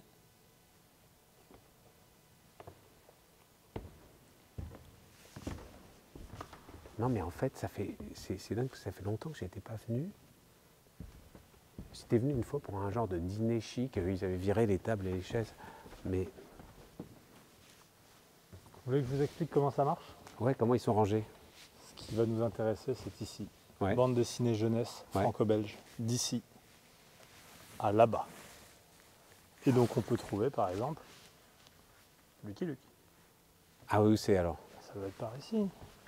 Ouais, que par vous exemple, avez révisé. là on a Boule Bill. Boule Bill, Blueberry. Non, il faut venir dans ce sens-là. Ah oui, c'est par ordre alphabétique. Ouais. Là on en est où là? Non, là on est à J. JKL. De l'autre côté. Mais en fait, je peux les. Moi, je les reconnais là. Je les vois parce que je connais la couleur de la tranche. Ah mais non, mais il y a mes albums. Voilà. Magnifique. Et c'est pas. Alors, ceux de l'époque de Goscinny, on les reconnaît dans les éditions d'aujourd'hui parce qu'ils sont jaunes en haut. Ouais. Et ceux de l'époque d'après, c'est ceux qui ont le haut rouge. Ils ont recommencé une numérotation différente. Mais alors pour vous, vous parlez de Goscinny, vous parlez pas de Maurice? Parce que moi, mon rôle, c'est de faire Goscinny. Je fais le scénario dans Lucky Luke. C'est pas moi qui dessine. Et le type qui a remplacé Maurice, c'est HD, qui est un super dessinateur qui fait vraiment dans le style initial. Et ça, par exemple, ces deux albums, je les adore. C'est la première fois que Lucky Luke vient à Paris et traverse l'Atlantique. Et ça, c'est la première fois, j'en parlais tout à l'heure, que les Noirs sont présents comme personnages importants dans un album de Lucky Luke et qu'on parle tout simplement de l'esclavage. Et en fait, la guerre de sécession, la fin de l'esclavage a lieu exactement à la période, au moment où Lucky Luke sévit à travers le Far West. Et c'est un traumatisme, une histoire incroyable pour les États-Unis. Et jamais on en avait parlé. Et donc je suis très fier d'avoir fait cet album-ci. Alors, j'ai quand même une question. Comment on fait, surtout dans cette époque, cette période, pour dessiner des Noirs sans faire face à une polémique? Parce que ça, oui, c'est parce compliqué. que la question de la caricature est très importante. Et il y avait quelques noirs un peu figurants dans certains Lucky Luke, par exemple En remontant le Mississippi, qui a été dessiné dans les années 60. Et c'était aujourd'hui des caricatures qui passeraient plus du tout. C'est les États-Unis qui ont commencé d'ailleurs à souligner ça, parce que c'était des stéréotypes racistes dans la façon de dessiner les gens, c'est-à-dire des grosses lèvres rouges, les cheveux crépus, et tout le monde se ressemblait en plus. Et pour autant, moi, j'avais pas envie d'arrêter j'allais pas non plus être dans une espèce de puritanisme tel qu'il peut y en avoir aussi aujourd'hui, et d'arrêter de dessiner sous un angle on humoristique. s'installe et vous le montrez ici. Là, il y a dessiné par exemple des Noirs sur cette... Voilà, et donc ça se passe dans une plantation. Déjà, le personnage principal, c'est inspiré d'un personnage qui existe, qui est Bass Reeves. Bass Reeves, c'est le premier marshal noir, et c'est un mythe de l'Ouest, mais qui a été gommé par l'historiographie très longtemps et qu'on a ressorti. Et c'était finalement l'inspirateur, l'ancêtre de Lucky Luke, c'était ce Bass Reeves, qui a arrêté je ne sais combien de centaines, de milliers de desperados dans sa carrière. Et ensuite, quand on va dans la plantation, on voit effectivement tout un groupe d'employés noirs, on est juste après la fin de l'esclavage, qui sont terrorisés par un grand planteur suprémaciste blanc. Et en fait, on se rend compte que ces personnages, ils sont tous différents déjà. Ils ont tous un caractère, une physionomie qui correspondent à leur caractère. Ce n'est pas des stéréotypes, c'est des personnages dans le style comique de Lucky Luke. Et qu'on soit blanc, qu'on soit noir. Alors, ça veut dire que là, par exemple, vous faites attention à ce que les lèvres ne soient pas roses, par exemple. C'est des choses comme ça. Enfin, en fait, mais parce que c'est un stéréotype raciste dans la représentation qui ne correspond à aucune réalité. Mais en revanche, que les personnages... Est-ce que vous étiez certain que vous ne seriez pas attaqué Non, pas du tout. Mais en tout cas, on a réfléchi, on s'est inspiré pour chacun des personnages de photographie de l'époque. À la Bibliothèque du Congrès à Washington, il y a des sources extraordinaires dont on s'inspire historiographiquement. J'ai encore quelque part dans mon téléphone toute cette galerie de portraits de personnages d'esclaves au début de la photographie qui sont vraiment hyper poignantes. Et donc, en fait, voilà, chacun a son identité, son caractère. Et voilà, pour autant, il ne faut pas du tout s'empêcher de rire de chaque sujet parce que c'est une bande dessinée d'humour et tout. Mais en fait, c'était ce qui était presque plus difficile que les représentations graphiques réellement, c'est de traiter à la bonne distance cette histoire de l'esclavage en restant une bande dessinée d'humour. Donc comment mettre une forme de gaieté dans un des pires crimes contre l'humanité qui a été commis. Donc ce travail-là, il a été très difficile. Et pour moi, c'est l'album qui m'a donné le plus de mal pour être justement juste. Et ça a été hyper bien reçu par tout le monde, mis en avant justement comme quelque chose qui raconte cette histoire de l'esclavage pour les plus jeunes, et j'en suis vachement fier. Vous voulez qu'on aille voir les Astérix? Parce que vous me parlez beaucoup de Goscinny. Ouais, mais le problème de Astérix, c'est que moi j'aurais bien voulu faire les scénarios d'Astérix et finalement je ne les ai pas faits. Ah bon? Parce que c'est Fab Caro, non, qui les fait? Aujourd'hui c'est Fab Caro, ça a été longtemps Jean-Yves Ferry. Ah, ça c'est un petit regret. Qui font du boulot pas mal, hein, du tout. Moi j'aime bien leur travail. Mais c'est vrai que moi j'aurais adoré faire des histoires d'Astérix aussi. Parce que plus que de Tintin par exemple. Votre modèle absolu, celui qui vous a peut-être donné envie de faire de la BD et du dessin. On peut dire Goscinny en tant que scénario. Voilà. Ensuite, moi je lisais des BD d'humour plutôt que les BD d'aventure. J'étais plus Lucky Luke que Blueberry. J'étais plus Astérix que Tintin. Vous préférez lequel? Alors, Astérix en Corse, c'est génial, mais bon, tout le monde le sort. Il y en a que j'aime pas trop, la Grande Traversée, je l'aime pas trop. Ouais, moi non plus, j'aime pas trop la Grande Traversée. Astérix en Hispanie, c'est trop marrant. J'étais jamais allé en Espagne jusqu'à assez tard, en fait, bizarrement. Qu'est-ce qui est bien? J'aime beaucoup Astérix Légionnaire, en fait. Astérix Légionnaire, où ils se font embaucher. Et puis c'est vrai. En fait, c'est un mélange d'un péplum et des bronzés en vacances. Ils se retrouvent dans un genre de camp de vacances pour légionnaires. Et ouais, c'est très rigolo. En fait, c'est un album super européen avant l'heure. Ça veut dire quoi? Même mondialisé. C'est-à-dire qu'en fait, dans la Légion, les gens viennent de toutes les origines, s'engagent et puis on gomme finalement leur origine, encore aujourd'hui, dans la Légion étrangère.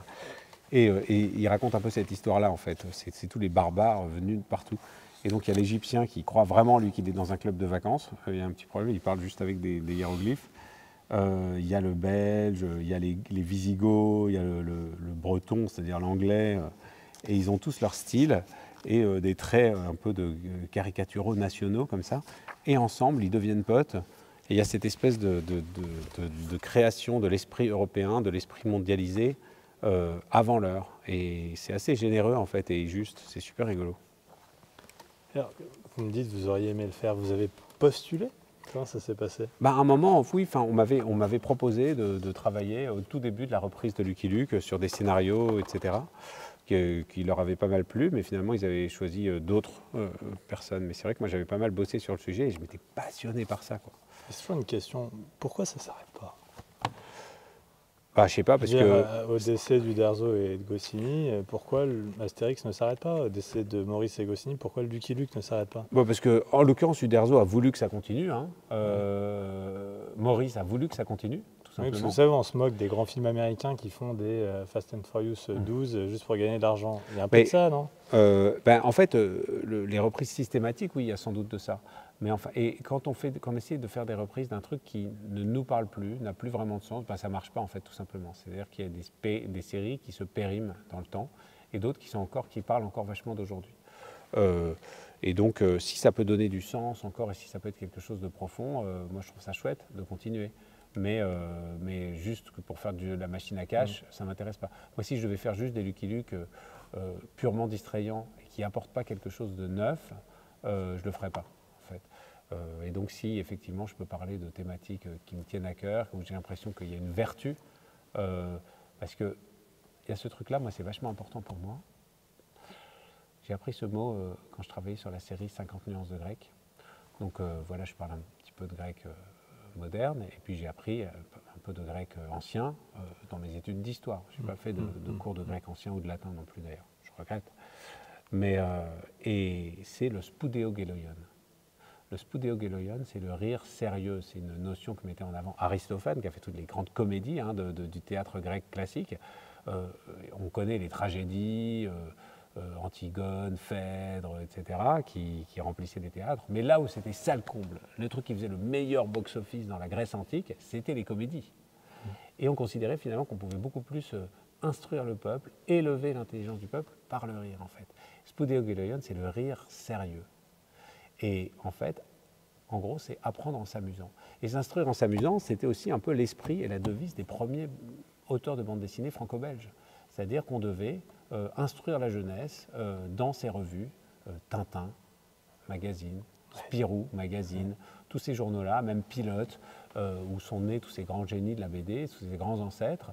Ils voulaient instruire les gens aussi. Et c'est pour ça qu'en général, c'est plein de savoirs, de connaissances qui passent comme ça par l'intermédiaire du rire. Et moi, vraiment, j'adore ça. Bon, allez, c'est quoi votre top 3 des plus grands personnages de bande dessinée?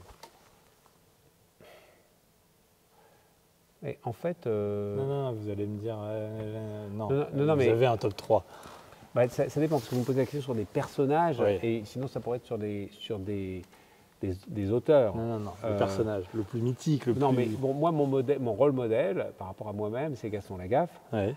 Gaston Lagaffe, lui, il a dû être dans une école un peu comme moi de Crowley, c'est-à-dire que voilà, il est anticonformiste, très libertaire, un peu contre la suggestion au salariat, bon, il bosse quand même dans une boîte parce que nécessité fait loi, on imagine qu'il doit bosser pour payer de quoi se nourrir et de s'habiller, même s'il a toujours son unique pull et ses espadrilles trouées. Ouais.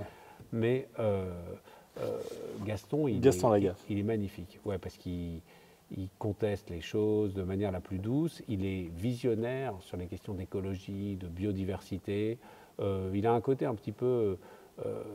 il n'est pas du tout agressif, il est extrêmement doux, mais il peut sortir parfois de ses gonds. Il a cette espèce de façon de gruger un peu la police, qui est très française depuis le Guignol, c'est ça, il y a le gendarme d'un côté puis le Guignol de l'autre. Gaston, il a tous ces trucs pour gruger les parcs-mètres du policier là, qui s'appelle Lontarin. Il fait capoter les contrats, voilà, tout ça c'est... Voilà. Gaston Lagaffe en 2 En 2... Quels sont les personnages que j'adore? Parce que moi j'adore Gottlieb par exemple comme auteur, mais il n'a pas un personnage, il avait des séries comme ça. J'adore les personnages de Gary Larson, c'est un auteur américain qui a fait une série qui s'appelle The Far Side, qui a été pas énormément traduite, mais qui a un énorme succès aux États-Unis, qui est une série comique, et où il met en scène des vaches et des teckels qui disent des trucs absurdes, ils sont très très drôles quoi. Donc je dirais les personnages le bestiaire du Far Side peut-être.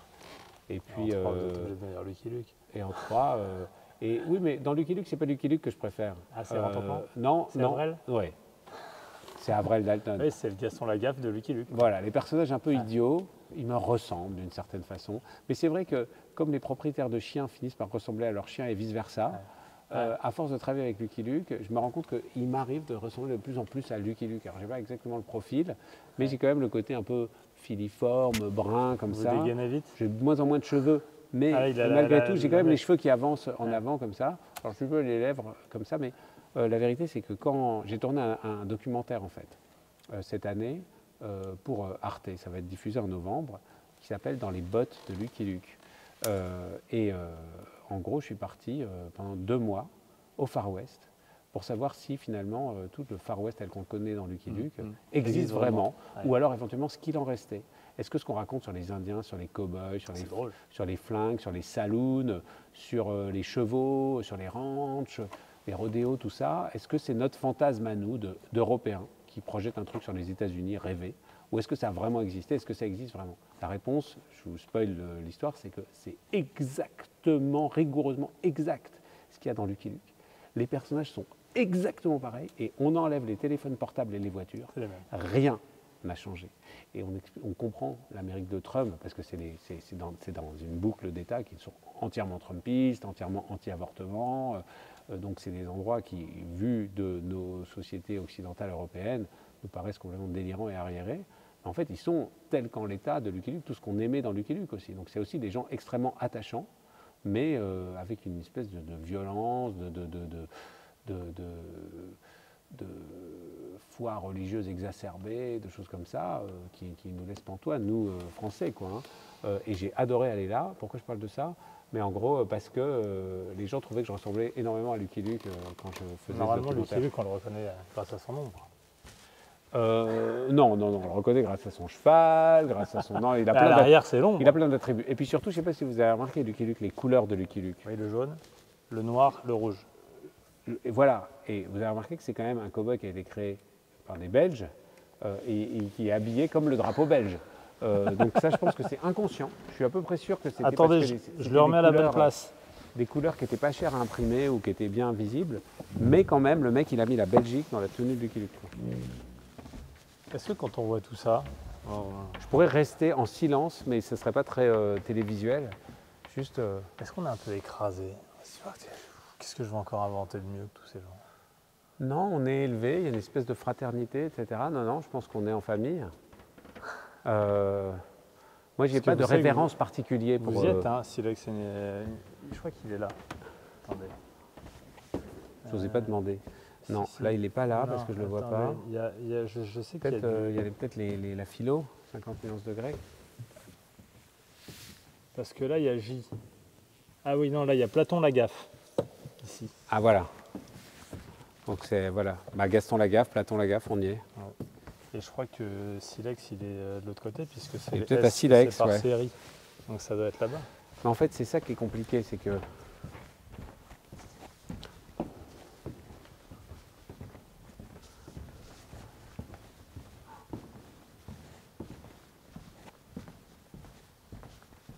La tranche est blanche. Silex, la tranche est blanche. Ouais. Là, on est à Tunique, S, T, Spirou. Donc ça doit être ici.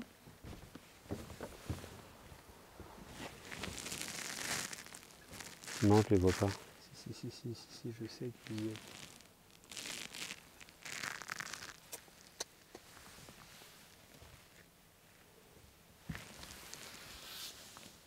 Là, on est à quoi? Q et QRS. Ça, c'est Soda.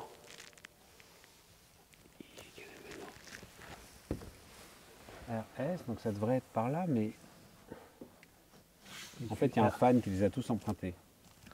Parce que je suis passé il y a quelques jours pour tout vous dire. C'est pour ça que je sais que vous y êtes. Bon. Et ben ils les ont virés juste pour vous faire bisquer.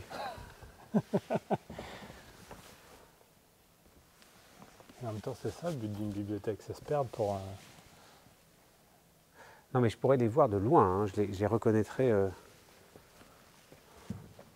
Ça doit être ici. Hein. Attendez, ils sont pas en travers?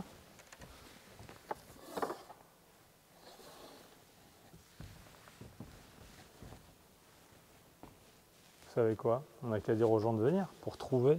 Bah voilà. Mais peut-être ils nous les ont sortis. Ah, peut-être. Peut-être ils les ont mis en jeunesse là au milieu.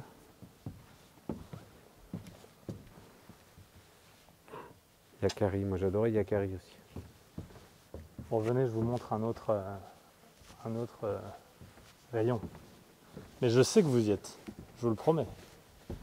Parce que je suis venu pour le voir. Ouais. Mais je suis peut-être à Jules.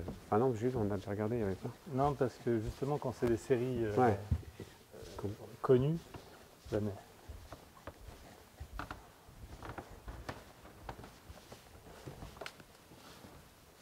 Celui-ci. Parce que ça, c'est vos débuts. Ouais. Moi, j'ai été 10 ans dessinateur de presse avant d'oser faire un album de BD. Parce que j'osais pas, ça me paraissait too much. Et en même temps, c'était une bonne formation parce que c'est pas comme si je dessinais extrêmement bien aujourd'hui, mais à l'époque, je dessinais vraiment beaucoup moins bien. Et en fin de compte, ouais. Est-ce qu'ils ont... Non, parce que j'en ai fait un petit recueil qui s'appelle le Da Vinci Digicode, justement, mais je suis pas sûr qu'il est... C'est un tout petit éditeur. Mais c'est pas au dessin de presse, si? Hein? Ce serait dans la catégorie dessin de ouais, presse? Da Vinci Digicode, c'est un recueil de dessin de presse. Mais... Alors, vous avez travaillé ici? Ouais, j'ai été à Charlie, j'ai été dans plein de journaux, parfois très antagonistes, c'était drôle, quoi. Je pouvais dessiner dans Les Échos et dans l'UMA le même jour. Donc voilà, mais c'est vrai que Charlie, ça m'a vachement...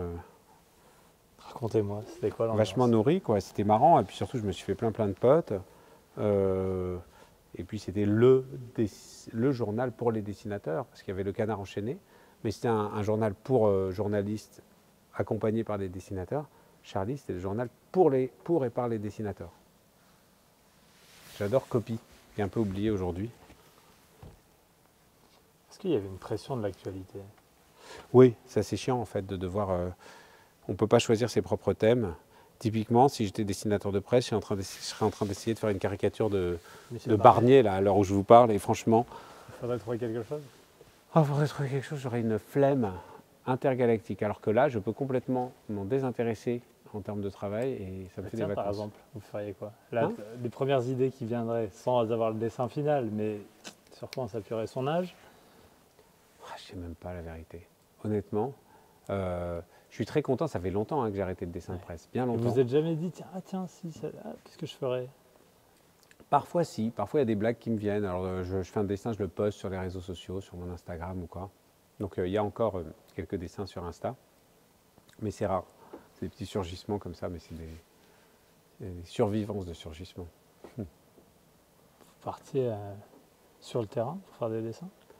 Il m'est arrivé de faire j'ai voyagé dans plein d'endroits pour faire des reportages, mais c'était texte et dessin. C'est-à-dire que j'écrivais à la fois l'article, et puis je faisais aussi du dessin de reportage, mais je n'ai jamais fait que du dessin de reportage. Je me suis toujours senti un peu insuffisant avec le dessin.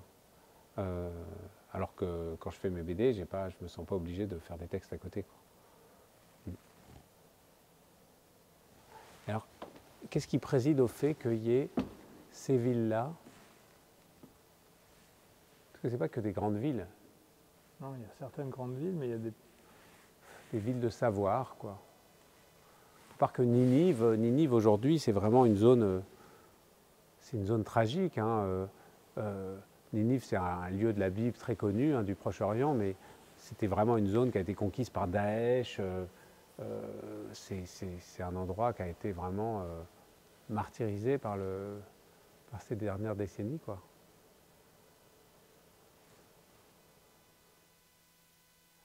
Il y a une espèce de truc un peu débile sur Instagram, là, où on fait des listes d'endroits, il faut cocher les villes où on est allé ou les pays où on est allé, là. Et c'est une espèce de promotion de bilan carbone pourri. Mais là, j'ai envie de faire ça. Genre Athènes, ouais, ok. Ninive, non. Berlin, oui. Alexandrie, non. Londres, oui. 1, 2, 3, 4, 5, 6, 7, 8. Rome, Carthage, Pékin. Les 15 villes du plafond de la salle ovale de la BNF. Ouais. Parce que c'est pas que des villes anciennes, Washington. Non. Quoi. Alors laquelle est-ce que vous préférez dans celle-ci, celle que vous avez visitée? Pékin? J'ai une adoration de la Chine. J'ai adoré Pékin, mais le Pékin de jadis est mort et enterré. Et là, ils ont tout. Moi, j'adore Byzance. J'adore Byzance, j'adore Istanbul, Constantinople. C'est une de mes villes favorites. Je voulais vivre là-bas pendant un moment. Puis après, il y a eu Erdogan et tout, donc l'ambiance s'est un peu gâtée. Mais c'est une des plus belles villes qui soit. J'ai rêvé de m'inscrire au club de nage. Il y a des clubs de natation dans le Bosphore. Et un peu en toute saison, on voit passer des nageurs comme ça. Oh, si j'avais vécu à Istanbul, je me serais inscrit là. Vous auriez été nageur. J'adore nager. Ah oui? Et nager dans le Bosphore, je ne l'ai jamais fait. Et c'est quelque chose que... Non, je pense que je le ferai à un moment ou à un autre. Il y a bien des gens qui se baignent dans la Seine maintenant. Oui. Et pas vous? Pas encore? Non, mais en fait, quand j'étais petit, quand j'habitais dans ma cité, quand j'habitais à Champigny-sur-Marne, je me suis déjà baigné dans la Marne, qui est aussi dégueu que la Seine, hein, voire plus. Donc, c'est un des grands affluents qui pollue la Seine. Vous êtes en forme? Voilà, je prenais une douche après. Mais ces jours, il faisait très chaud, on n'allait pas aller à la piscine ou quoi, tac, on se baignait. Il fallait se baigner en basket parce qu'on avait peur de s'ouvrir les pieds sur des vieux bouts de métal qui étaient sur les rives et tout. Donc, bon, je sais qu'on n'a pas envie d'en partir, mais il faut que notre déambulation se poursuive. Oui. Carnet de Chine. Ouais, je connais pas ça, c'est joli. Je suis quand même très énervé de ne pas avoir retrouvé Silex. Remboursé. Quand même y repasser un petit coup là. Parce que...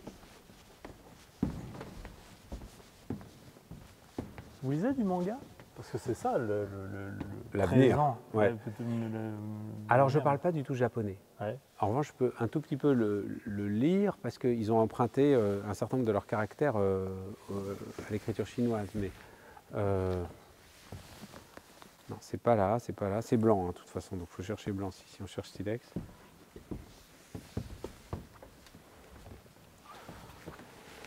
C'est blanc, c'est ici alors. Nico bouge. PQRS.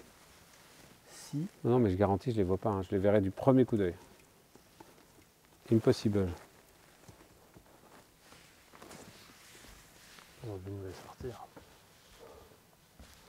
Ouais, ou peut-être qu'ils ont fait un... Non, mais peut-être qu'ils ont fait un truc spécial, une vitrine, un machin, ils ont fait, pour être gentils. Peut-être qu'ils ont fait du zèle, ils l'ont mis dans un endroit hyper visible, et comme c'est tellement visible, on ne le voit pas. C'est souvent ça. Sur une table ou quoi. Ça donne envie de faire des jeux de résonance. Eh oh!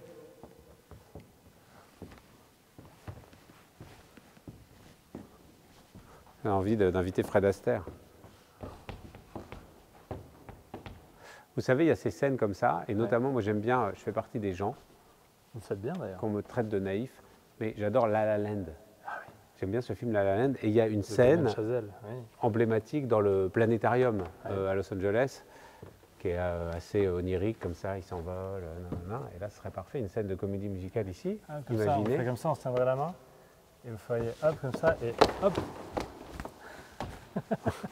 Voilà. Ouais. Bon, faudrait pas que ce soit avec nous, je crois.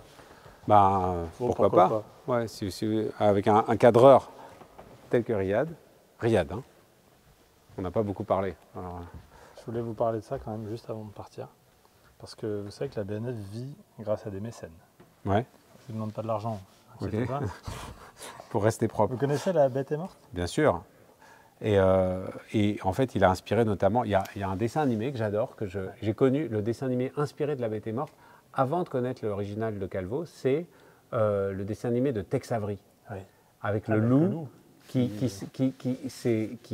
représente Hitler, et il est incroyable ce dessin animé de Tex Avery. Il se termine de manière tragique par Hiroshima d'ailleurs. Donc c'est une bande dessinée, une des rares bandes dessinées écrite par Calvo pendant la guerre, ça a été publié en 1944, et la BNF aimerait pouvoir acheter les originaux. Et où ils sont alors? Alors ça, je ne sais pas, vous m'en demandez beaucoup. Je crois, il me semblait, je ne sais pas pourquoi, que Wolinski, le grand dessinateur de presse qui a été tué à Charlie, avait des originaux de Calvo, quoi. Donc il veut les planches originales, et à partir de demain, il est possible de faire un don sur la bnf.fr. Voilà. Ah bah ça vaut le coup. Le Walt Disney français, paraît-il. Est-ce qu'il était 100% Walt Disney? Oui, ça ressemble pas mal. Est-ce qu'il était 100% français? Regardez les personnages, les écureuils et tout, c'est incroyable. Les souris, c'est avant Mickey. Hein. C'est vrai, regarde la canne. Il y a un personnage de Disney qui est cette canne-là. Oui, ça ressemble au Rapetou. Non, mais c'est dingue. Ouais. Voilà, je trouve que c'est une bonne initiative et je suis sûr que ça vous parlerait. C'est beau. Il faut se retourner et quitter. Hein. Adieu, bibliothèque. À bientôt. Avec Silex. Ouais.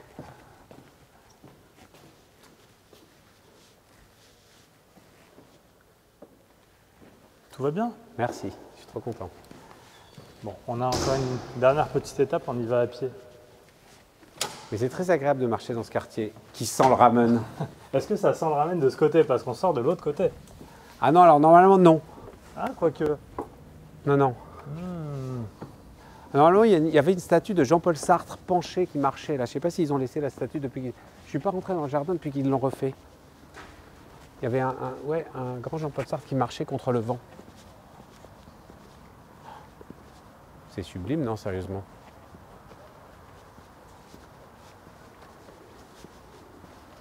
On disait que le dessin pouvait déranger tout à l'heure. Est-ce qu'il permet de sociabiliser aussi? Ah bah moi je suis devenu dessinateur pour me faire des copains et pour plaire aux filles. Hein. Ouais. C'est le cas de... Si vous interrogez les dessinateurs... tout ça. Ah bah les garçons, les trois quarts c'est ça. C'est en général, ils n'étaient pas trop balèzes, ils n'étaient pas très forts en sport, c'est pas eux qui avaient les fringues les plus stylées. Et donc à la place, le dessin, leur donner comme ça leur passe d'accès dans les groupes des gens cool, pour que les filles s'intéressent à eux, voilà. Moi le dessin, ça a fait que j'ai jamais fumé. Ouais. Et je pense que sinon, pour m'intégrer dans le groupe des gens cool, il aurait fallu que je commence à fumer comme tout le monde. Mais là, j'avais ça, donc ça me donnait un petit passeport. Donc déjà, merci au dessin de m'avoir donné quelques années d'espérance de vie en plus. Voilà. Et donc ça, c'est pas mal. Et oui, et moi je le fais pour qu'on m'aime, avant tout. Et puis pour rencontrer des gens. Regardez, là, on est en train de faire un parcours romantique dans les rues, c'est pas mal. Bien sûr. Je vous ai entendu raconter une anecdote. J'adorais aller au Grand Colbert en fait. Alors vous savez qu'on est déjà allé au Grand Colbert dans l'émission. Ah bon? Avec qui? Avec Franck Ferrand. Ah ouais? Ouais. Trop bizarre. Pourquoi pas? Et en fait, le Grand Colbert, c'était super jusqu'au moment où il y a eu un film justement avec Jack Nicholson et Diane Keaton. Et du coup, les Américains se sont mis à y aller. Et c'est devenu 1, plus cher, 2, plus mauvais, et 3, perpétuellement complet. Arrêtez, c'est des amis, enfin bon... Non, mais... Non, nous on a très bien mangé au Grand Colbert. Bon, non, mais en fait, la vérité, c'est que j'y allais avec ma copine Julie Siboni pour manger des profiteroles le soir. Et en fait, là, on est rue Vivienne. Et j'ai habité 8 ans rue Vivienne. Ah, donc vous là-haut. Ah oui. Dans la côté Grand Boulevard, de l'autre côté de la place de la Bourse. Et c'était les années rue Vivienne, et c'était superbe. Hein. C'était des grandes... C'était des années d'insouciance. C'est-à-dire que j'ai habité, je me suis installé là de 24 ans à 32 ans. Et c'est des années où en gros j'étudiais, mais j'étais payé pour étudier, je commençais à bosser. Et mes copains c'était un petit peu pareil. Je sous-louais un appart immense pour rien. C'était des combines à la parisienne comme ça. Et c'était l'insouciance, le plaisir. Et j'avais au moins... 3 ou 4 copains dans le quartier avec qui on vivait presque tout le temps comme ça, d'un lieu à l'autre. Ouais, c'était chouette, c'était doux. Et ici, et la Galerie Vivienne, j'ai eu aussi un petit atelier avec mon copain Samuel Bollendorf, qui est photographe. Et un de mes premiers ateliers, c'était sous les verrières de la rue Vivienne, de la Galerie Vivienne. Un atelier, moi je pense atelier de dessinateur, je pense César et Rosalie. Oui. Cet atelier, ça ressemble vraiment à ça, un atelier avec des dessins partout, des types un peu comme ça bizarres qui traînent et qui dessinent sur des planches. Il y a un autre film comme ça. C'est par ici, hein? Là on va, ouais. C'est là. Ouais, c'est là, place des Victoires et clic-clac. Et en fait, il y a un autre film avec un personnage qui dessine des caricatures et des BD. Et c'est un de mes films fétiches, c'est La Boum. Oui. Dans La Boum, Brigitte Fossé est dessinatrice. Non. Brigitte Fossé, c'est la mère. C'est Brigitte Fossé, c'est la mère de Sophie Marceau. De Vic. Et celle qui est mariée avec Claude Brasseur. J'adore ce couple, je trouve que les dialogues sont parfaits. C'est Daniel Thompson qui a écrit les dialogues de La Boum.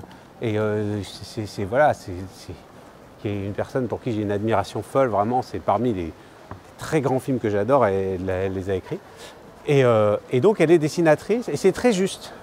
Très souvent, il y a des personnages de dessinateurs, ils sont bidons dans les films. Mais elle, sa façon de parler, les gens qu'elle rencontre, comment elle essaie de vendre ses dessins, sa façon de dessiner, tout est juste.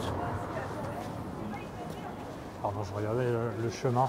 En fait, je pense qu'on va par là, mais droite, gauche. Oui, c'est pas celle-ci. Hein, c'est celle qui ressemble. C'est celle qui ressemble. Non, je vous posais la question de la sociabilisation tout à l'heure parce que je vous ai entendu raconter une anecdote où le dessin vous a presque un peu sorti de la merde, je peux le dire, quand vous étiez en reportage face à des truands. C'est vrai ça? Oui, en fait, ça détend l'atmosphère. Mais là, par exemple, quand j'ai tourné pour le Lucky Luke, là, le documentaire pour Arte, j'ai pu être accepté dans des familles de Sioux, Lakota, dans des réserves indiennes, parmi des gens qui n'avaient ni envie de parler à des journalistes, ni envie de parler à des universitaires, qui étaient un petit peu réticents et méfiants par rapport à tout ce qui pourrait arriver de ce type de rencontre. Et le dessin m'a ouvert énormément de portes. Et effectivement, une fois, je me suis retrouvé dans un truc comme ça, à la frontière entre la Moldavie et l'Ukraine, et pas exactement la Moldavie, mais la Transnistrie, qui est cette espèce d'État séparatiste de Moldavie, voilà, qui est un truc tenu par des mafieux russes, en gros. Et du coup, on pouvait passer d'une frontière à l'autre sans montrer le passeport. Enfin, c'était un truc où il fallait filer des bakchiches. Enfin, on pouvait rentrer en Ukraine sans vraiment franchir de frontière autre que de la mafia. Et dans ce genre de truc, les dessins, ça détend incroyablement l'atmosphère, ça fait marrer les gens. Ah oui, vous pouvez dessiner. On dessine le collègue, il faut repérer qui est le plus gradé, et puis dessiner le moins gradé. Ça fait rire le plus gradé, et puis tac, ça passe. Mais oui, bien sûr, c'est très utile. Moi, je me fais des amis dans mes dessins animés, je me fais des amis dans la vie, comme ça, avec le dessin. J'imagine. Voilà, vous m'invitez à parler pendant une plombe, 2 plombes en direct. Mais alors ça, c'est pareil, c'est comme un humoriste, on ne lui dit pas « fais-moi rire ». Non, Ouais, voilà, on ne dit pas un flemme. dessinateur dessine. flemme, il est tard. J'ai fait des courses chez Métro aujourd'hui, donc je suis cuit. Mais comment ça se passe? Comment ça se caractérise pas? Vous l'avez tiens, je dessine ou non quand même? Vous n'êtes pas un dessinateur compulsif? Vous dessinez quand non, devant une il y a des gens qui dessinent beaucoup. Johannes Farr, par exemple, c'est vraiment, il a ça dans le sang, c'est l'extension de sa main. Il dessine, il publie énormément. Mais sinon, non, c'est différent. Moi, je m'y mets, etc. Voilà. Oui, c'est un travail. C'est naturel, j'aime, j'en ai besoin, mais effectivement, ça ressemble plus à un travail. Le Polop. Alors, le Polop, c'est marrant parce que c'est un restaurant que je connaissais, etc. Mais un jour, j'ai découvert qu'il était tenu par la femme de mon co-réalisateur. Et Jean-Paul Guigues. Et un jour, il est arrivé avec son méga scooter. Exactement, c'est lui qui a co-réalisé le film. Donc c'est sympa, mais ça fait longtemps. Et voilà, elle fait ça. Elle fait ça naturel, là, alors que c'est pas du tout. Salut, ça va? Très bien. Je vais pouvoir me mettre à parler naturellement depuis tout à l'heure, c'est super emmerdant. Ça fait une heure et demie, je pense. Attention, il y a un micro accroché à moi. Ça va? Ouais, c'est cool. Bonjour, Thibaut, enchanté. Ophélia, enchanté. Lui, il est dans le champ. Okay. Ouais, voilà. Où est-ce qu'on s'installe? Vous êtes là, est-ce que ça vous va? C'est parfait, c'est très bien. Parfait, t'as dîné? Oui. Ah ouais, mais j'ai pas dîné depuis tard, je parle comme ça. Non, mais Voilà, vous êtes installés là. Ah, mais il y a de la nourriture et tout, mais oh là là, s'il vous plaît. Ouais. Tu viens d'arriver ou pas? Mettez-vous tous les deux en face, puis moi je vais me mettre de ce côté-là. T'es arrivé avant ou pas? Non, je vais juste d'arriver. Ah bon, en vélo? Oui. Ah ouais, ok. C'est quoi que tu m'as dit quoi? Mettez-vous en face. En face les deux, ok. Bon alors, au final, vous n'avez pas de micro, donc on va se tenir très proche de vous, mais c'est pas bizarre. Voilà, je vais parler très fort. Alors, on vous connaît dans les séries, dans les films, mais vous êtes une voix dans le film de Jules. Oui, une des nombreuses, très nombreuses. Ouais, mais une importante, parce qu'il y en a qui passent comme ça un peu de manière bref, mais... C'est vrai. Non, parce qu'elle joue la meilleure amie de l'héroïne. Et elle joue le personnage un peu féministe. Elle joue peut-être le personnage le plus intelligent du dessin animé, la vérité. Non, mais c'est vrai, les autres, ils sont cons comme des bites. Je dirais pas ça quand même, mais... Non, c'est vrai. C'est vrai que je suis pas mal intelligente, oui. Voilà. Et ta fille l'a vu ou pas? Non, pas encore. Ok. Non. Ouais, bah, voilà, j'espère qu'elle me fera les commentaires. Ouais. Oui. Et là, en plus, donc l'émission est presque finie, donc c'est cool, je vais pouvoir picoler à mort et tout, parce que je suis dégoûté par Emmanuel Macron et Michel Barnier. Ah, bah... Non, mais pas pour des raisons politiques. C'est parce qu'en gros, ils m'ont annulé la matinale de France Inter demain à cause de Barnier. Ils m'ont annulé le téléphone sonne ce soir à cause de Barnier. Et donc ma promo de film est en train de mourir. Les seuls qui me recueillent, c'est le Figaro Télé. On a refusé Barnier pour avoir Jules. Voilà. Le musée de l'homme.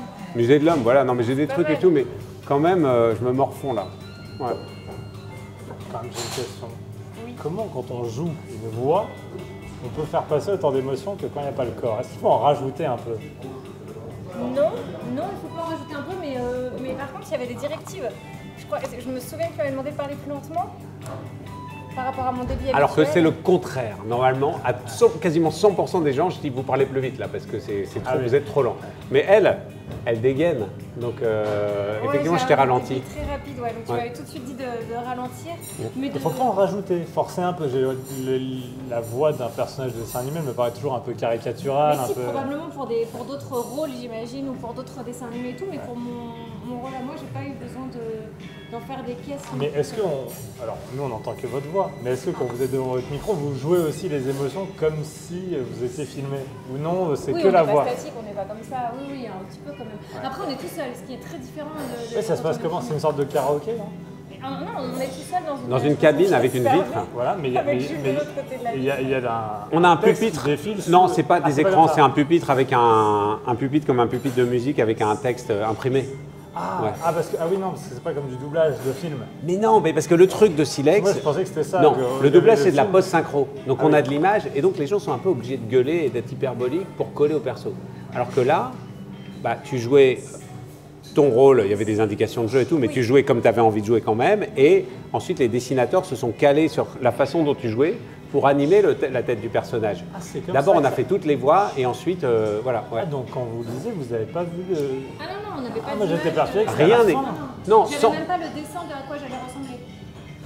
Moi, j'étais persuadé que c'était l'inverse. D'abord, Mais tu trouvais ça chelou après quand tu t'es vu pour la première fois le bonhomme qui parlait quoi? Bah oui, mais déjà c'est très bizarre d'entendre sa voix avec le visage de quelqu'un d'autre. Déjà, c'est très très étrange. Bah On oui. descend encore plus, mais. Ouais. Ah oui, Mais parce qu'en fait, elle a un autre, parce qu'elle jouait aussi dans la série 50 nuances de grec. Je mange un Ah, moi, je veux bien manger. Dans 50 nuances de grec, et on a fait ton personnage qui te ressemblait. Oui, c'est vrai. Elle joue Cassandre. Ah oui. Mais là, c'est un personnage qui existait déjà dans la BD, donc on ne pouvait pas changer son design complètement. Sinon, on aurait repris le perso de Cassandre. Parce que Ça aurait été vous parfait. connaissez depuis longtemps, c'est pour ça que vous avez... non. Pas si longtemps. Non, en plus c'était très proche les deux enregistrements, non? Ouais, Pour se souvenir. ouais, c'est proche. Ouais. Donc c'est pas du tout la même chose que du doublage de Non. films américains. Ah, non, Ça, non. vous avez déjà fait aussi? Non, mais quand on est comédienne, on fait de la post-synchro après sur les films que nous-mêmes on tourne. C'est-à-dire toutes les prises de son Et ça, c'est vrai qui ont que été un quand- petit peu. S'il y a eu un chien, un pompier, un avion, un truc qui est Et dans passé tous par les quelque films, chose. on le fait? Oui, oui, à chaque fois c'est systématique, il y a de la post-synchro, donc on se voit. Mais c'est quoi Ah le bon, mais- pourcentage de... Dans chaque qu'on film, tu rejoue penses synchronique, Ah c'est vrai? oui, toujours. Si, c'est automatique. Ah bon? Ah oui, toujours. Et tout le monde fait ça? Oui, toujours. Mais Alors là, il faut parfaitement coller sur sa voix. Oui, et sur son mouvement de bouche et tout, mais il y a des gens qui détectent pour nous et qui écrivent en dessous. Ah, c'est ça. C'est écrit en bas exactement. Et c'est là, comme ça on fait doit plutôt parler. karaoké, où ça avance et... Ah oui, d'accord. Ouais, très précis. Alors que là, pour le dessin animé, on était plutôt libre. Et puis après, je nous donne des indications très précises. Est-ce que tout le monde vous demande de faire des voix dans des dessins animés? Moi, j'adorerais faire ça. Je suis sûr que tout le monde vous dit j'ai envie de faire ça, appelez-moi. Non, en fait, à vrai dire, la plupart du temps, non. En général, je propose aux gens, et presque tout le monde dit « Ah ouais, j'adorerais le faire ». En tout cas, dans les comédiennes et les comédiens, parce qu'ils trouvent ça marrant de doubler des trucs et tout. Ensuite, ils comprennent que c'est quasiment pas payé. Donc, il y en a qui rétropédalent. Non, mais il y a certains, notamment, il y a certains acteurs super génial, j'adore et tout. Il y en a. Et on veut des noms. Et quand ils ont compris, Et on veut des noms, Jules. c'est pas très élégant, mais notamment, enfin, il y a un acteur que j'aime beaucoup, qui est un acteur illustre d'une génération plus âgée, qui était à fond. Et puis finalement, en fait, dès qu'il a compris qu'il gagnerait des clopinettes, il a trouvé une excuse bidon, etc. Mais on voyait vraiment, ça puait l'intéressement. C'était triste, ça quand même. Pas, en plus, c'était vraiment. C'est rare que ça fasse plus que 3 heures ou 4 heures de séance d'enregistrement. Hein, Parce c'est que assez court, quoi. J'ai une liste un peu des noms. Mais c'est fou, c'est des noms qu'il y a. Moi, j'étais D'accord. hallucinée de voir tous les. François Hollande, on en a parlé, alors qui est, honnêtement, François Hollande, c'est l'ouverture de votre film. C'est incroyable. Bah, il Il est se marrant. moque de lui et même de son bilan. Ouais. Il joue une bactérie. Comment vous l'avez convaincu de faire ça? Vous le connaissez bien, non? Pour qu'il accepte de faire ça. Bah, je l'avais connu, ouais. Je crois que Julie Gaillet l'a un peu poussé à le faire. Et je crois que ses attachés de presse l'ont un peu empêché de le faire. En disant non, quand même, il faut rester crédible, on va pas faire ça. Mais en fait, c'est tout à son honneur et j'ai trouvé très généreux et très sympathique et surtout ensuite très bon dans l'exercice. Ah, il était bon. Hyper bon. Sa voix est Alors que extrêmement reconnaissable. j'ai déjà fait enregistrer plein d'hommes politiques et il y en avait, c'était des tâches totales. Et on veut des noms, Jules. Il balance bien nom. Il y en avait qui étaient bons mais qui étaient difficiles, Qui était trop incontrôlables. mauvais, un seul. Mec incontrôlable, Arnaud Montebourg. Ah oui. C'est-à-dire, il partait en impro et tout, il s'en foutait complètement du puis avec texte, sa il voix un peu réécrivait les comme trucs. ça, un peu Ah mais non, opéra. je ne dirais jamais ça. Et il prenait son bic et tout, il changeait les dialogues et tout, j'avais envie de le tuer. Mais il était quand même bon. Enfin, il jouait son propre personnage en même temps, de singe, voilà. Mais et d'autres où c'était plus compliqué. Mais par exemple, voilà, typiquement le juge Alphen. Qui est un juge illustre, qui a l'habitude des prétoires, etc. Donc et de prendre la parole. Et je l'avais fait jouer et c'était très compliqué pour lui de jouer. Mais peut-être parce que c'était pas son texte à lui. C'était pas son texte et Ouais. voilà. Et moi probablement, je joue moi-même dans mon dessin animé, je joue le prêtre, l'imam, le rabbin et le Hare Krishna. Je me suis donné des rôles spirituels. Vous changez votre voix. Oui, à chaque fois Par je exemple, change. ça donne quoi? Bah, le prêtre, je me suis un peu inspiré de Jean-Paul II avec son D'accord. accent polonais Vous des pouvez années le faire 80. ou pas? Oui, Notre-Dame Erectus qui. Bah voilà, il parle comme ça, en roulant les airs un peu. D'accord. Et le rabbin? Et le rabbin, il parle comme ça, avec la voix du nez, un peu comme ça. Il prie. Mamou, Tata, Donai, comme ça. Et l'imam? Et l'imam, c'est en fait, plus exactement, c'est le muezzin, en Ouais. fait, qui fait l'appel à la prière en haut du minaret, comme ça, qui est la clé, la clé, la clé. Ouais, c'est moi, ouais. Je suis bon, hein. Ouais. Voilà. Et Ophélia, on ne sait pas, hein, mais elle est turque. Donc elle connaît très bien les Hazan, c'est le nom turc des muezzins. Donc elle sait si je le fais bien ou pas. Alors je continue la liste. Raphaël Quenard, Amélie Nothomb, Guillaume Gallienne, Frédéric Becbédé, Léa Salamé, Augustin Trapenard, Michel Villarmoz, Sophia Aram, Alex Vizorek, Stéphane Bern, Bruno Solo, Léa Drucker. Ils disent tous oui. Comment ça se passe? Vous les appelez? Ceux qui sont là, on dit oui, visiblement. Mais non, il y en a quelques-uns qui disent non. C'est rare. Mais comment on les compte? Il y a une actrice que j'aime vachement bien, je te dirai qui c'est une fois qu'on sera off. Je te l'ai dit peut-être une fois, mais elle m'a pris de haut. Genre... mais même en disant franchement que ça ne l'intéressait pas, elle trouvait ça consternant. Et ça, je trouvais ça pas très sympa. J'aurais préféré qu'elle trouve une excuse. Il y en a qui trouvent des excuses.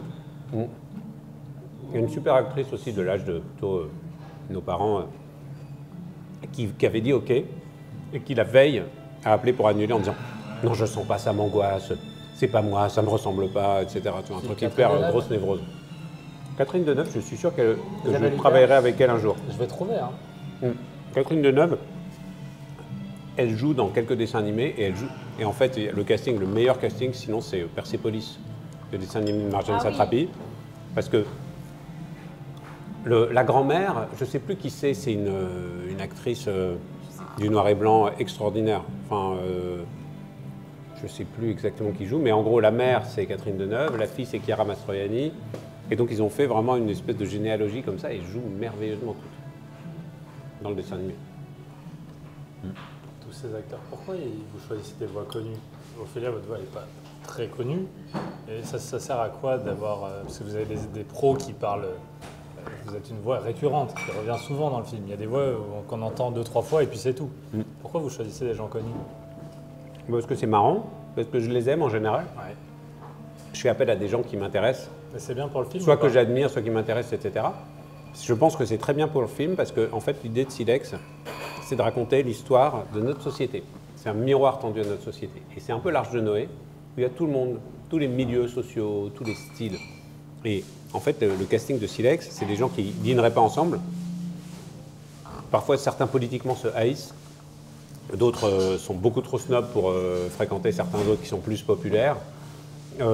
Et donc, ils ne se retrouveraient pas non plus sur un plateau de film normalement.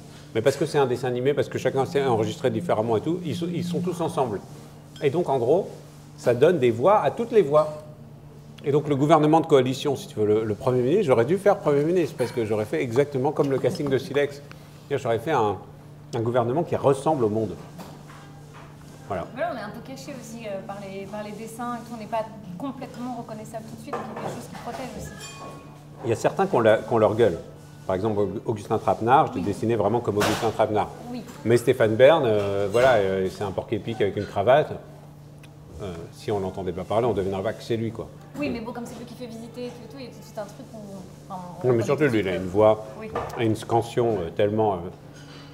ouais, il a une voix avant tout. C'est comme j'ai fait jouer Frédéric Mitterrand aussi, que j'aimais beaucoup. C'est des tristes qui m'a. Et qui était... il y a 2 épisodes. Il y a un épisode où il y a et Frédéric Mitterrand et Stéphane Bern. L'ambiance est parfaite, quoi. Ah oui. On vous connaît surtout pour vos séries. C'est une question qu'on s'est posée tout au long de la soirée avec Jules, qui lui a d'une certaine manière cassé les barrières en disant bah tiens, je suis prof, je vais devenir dessinateur, puis en fait je vais faire des films.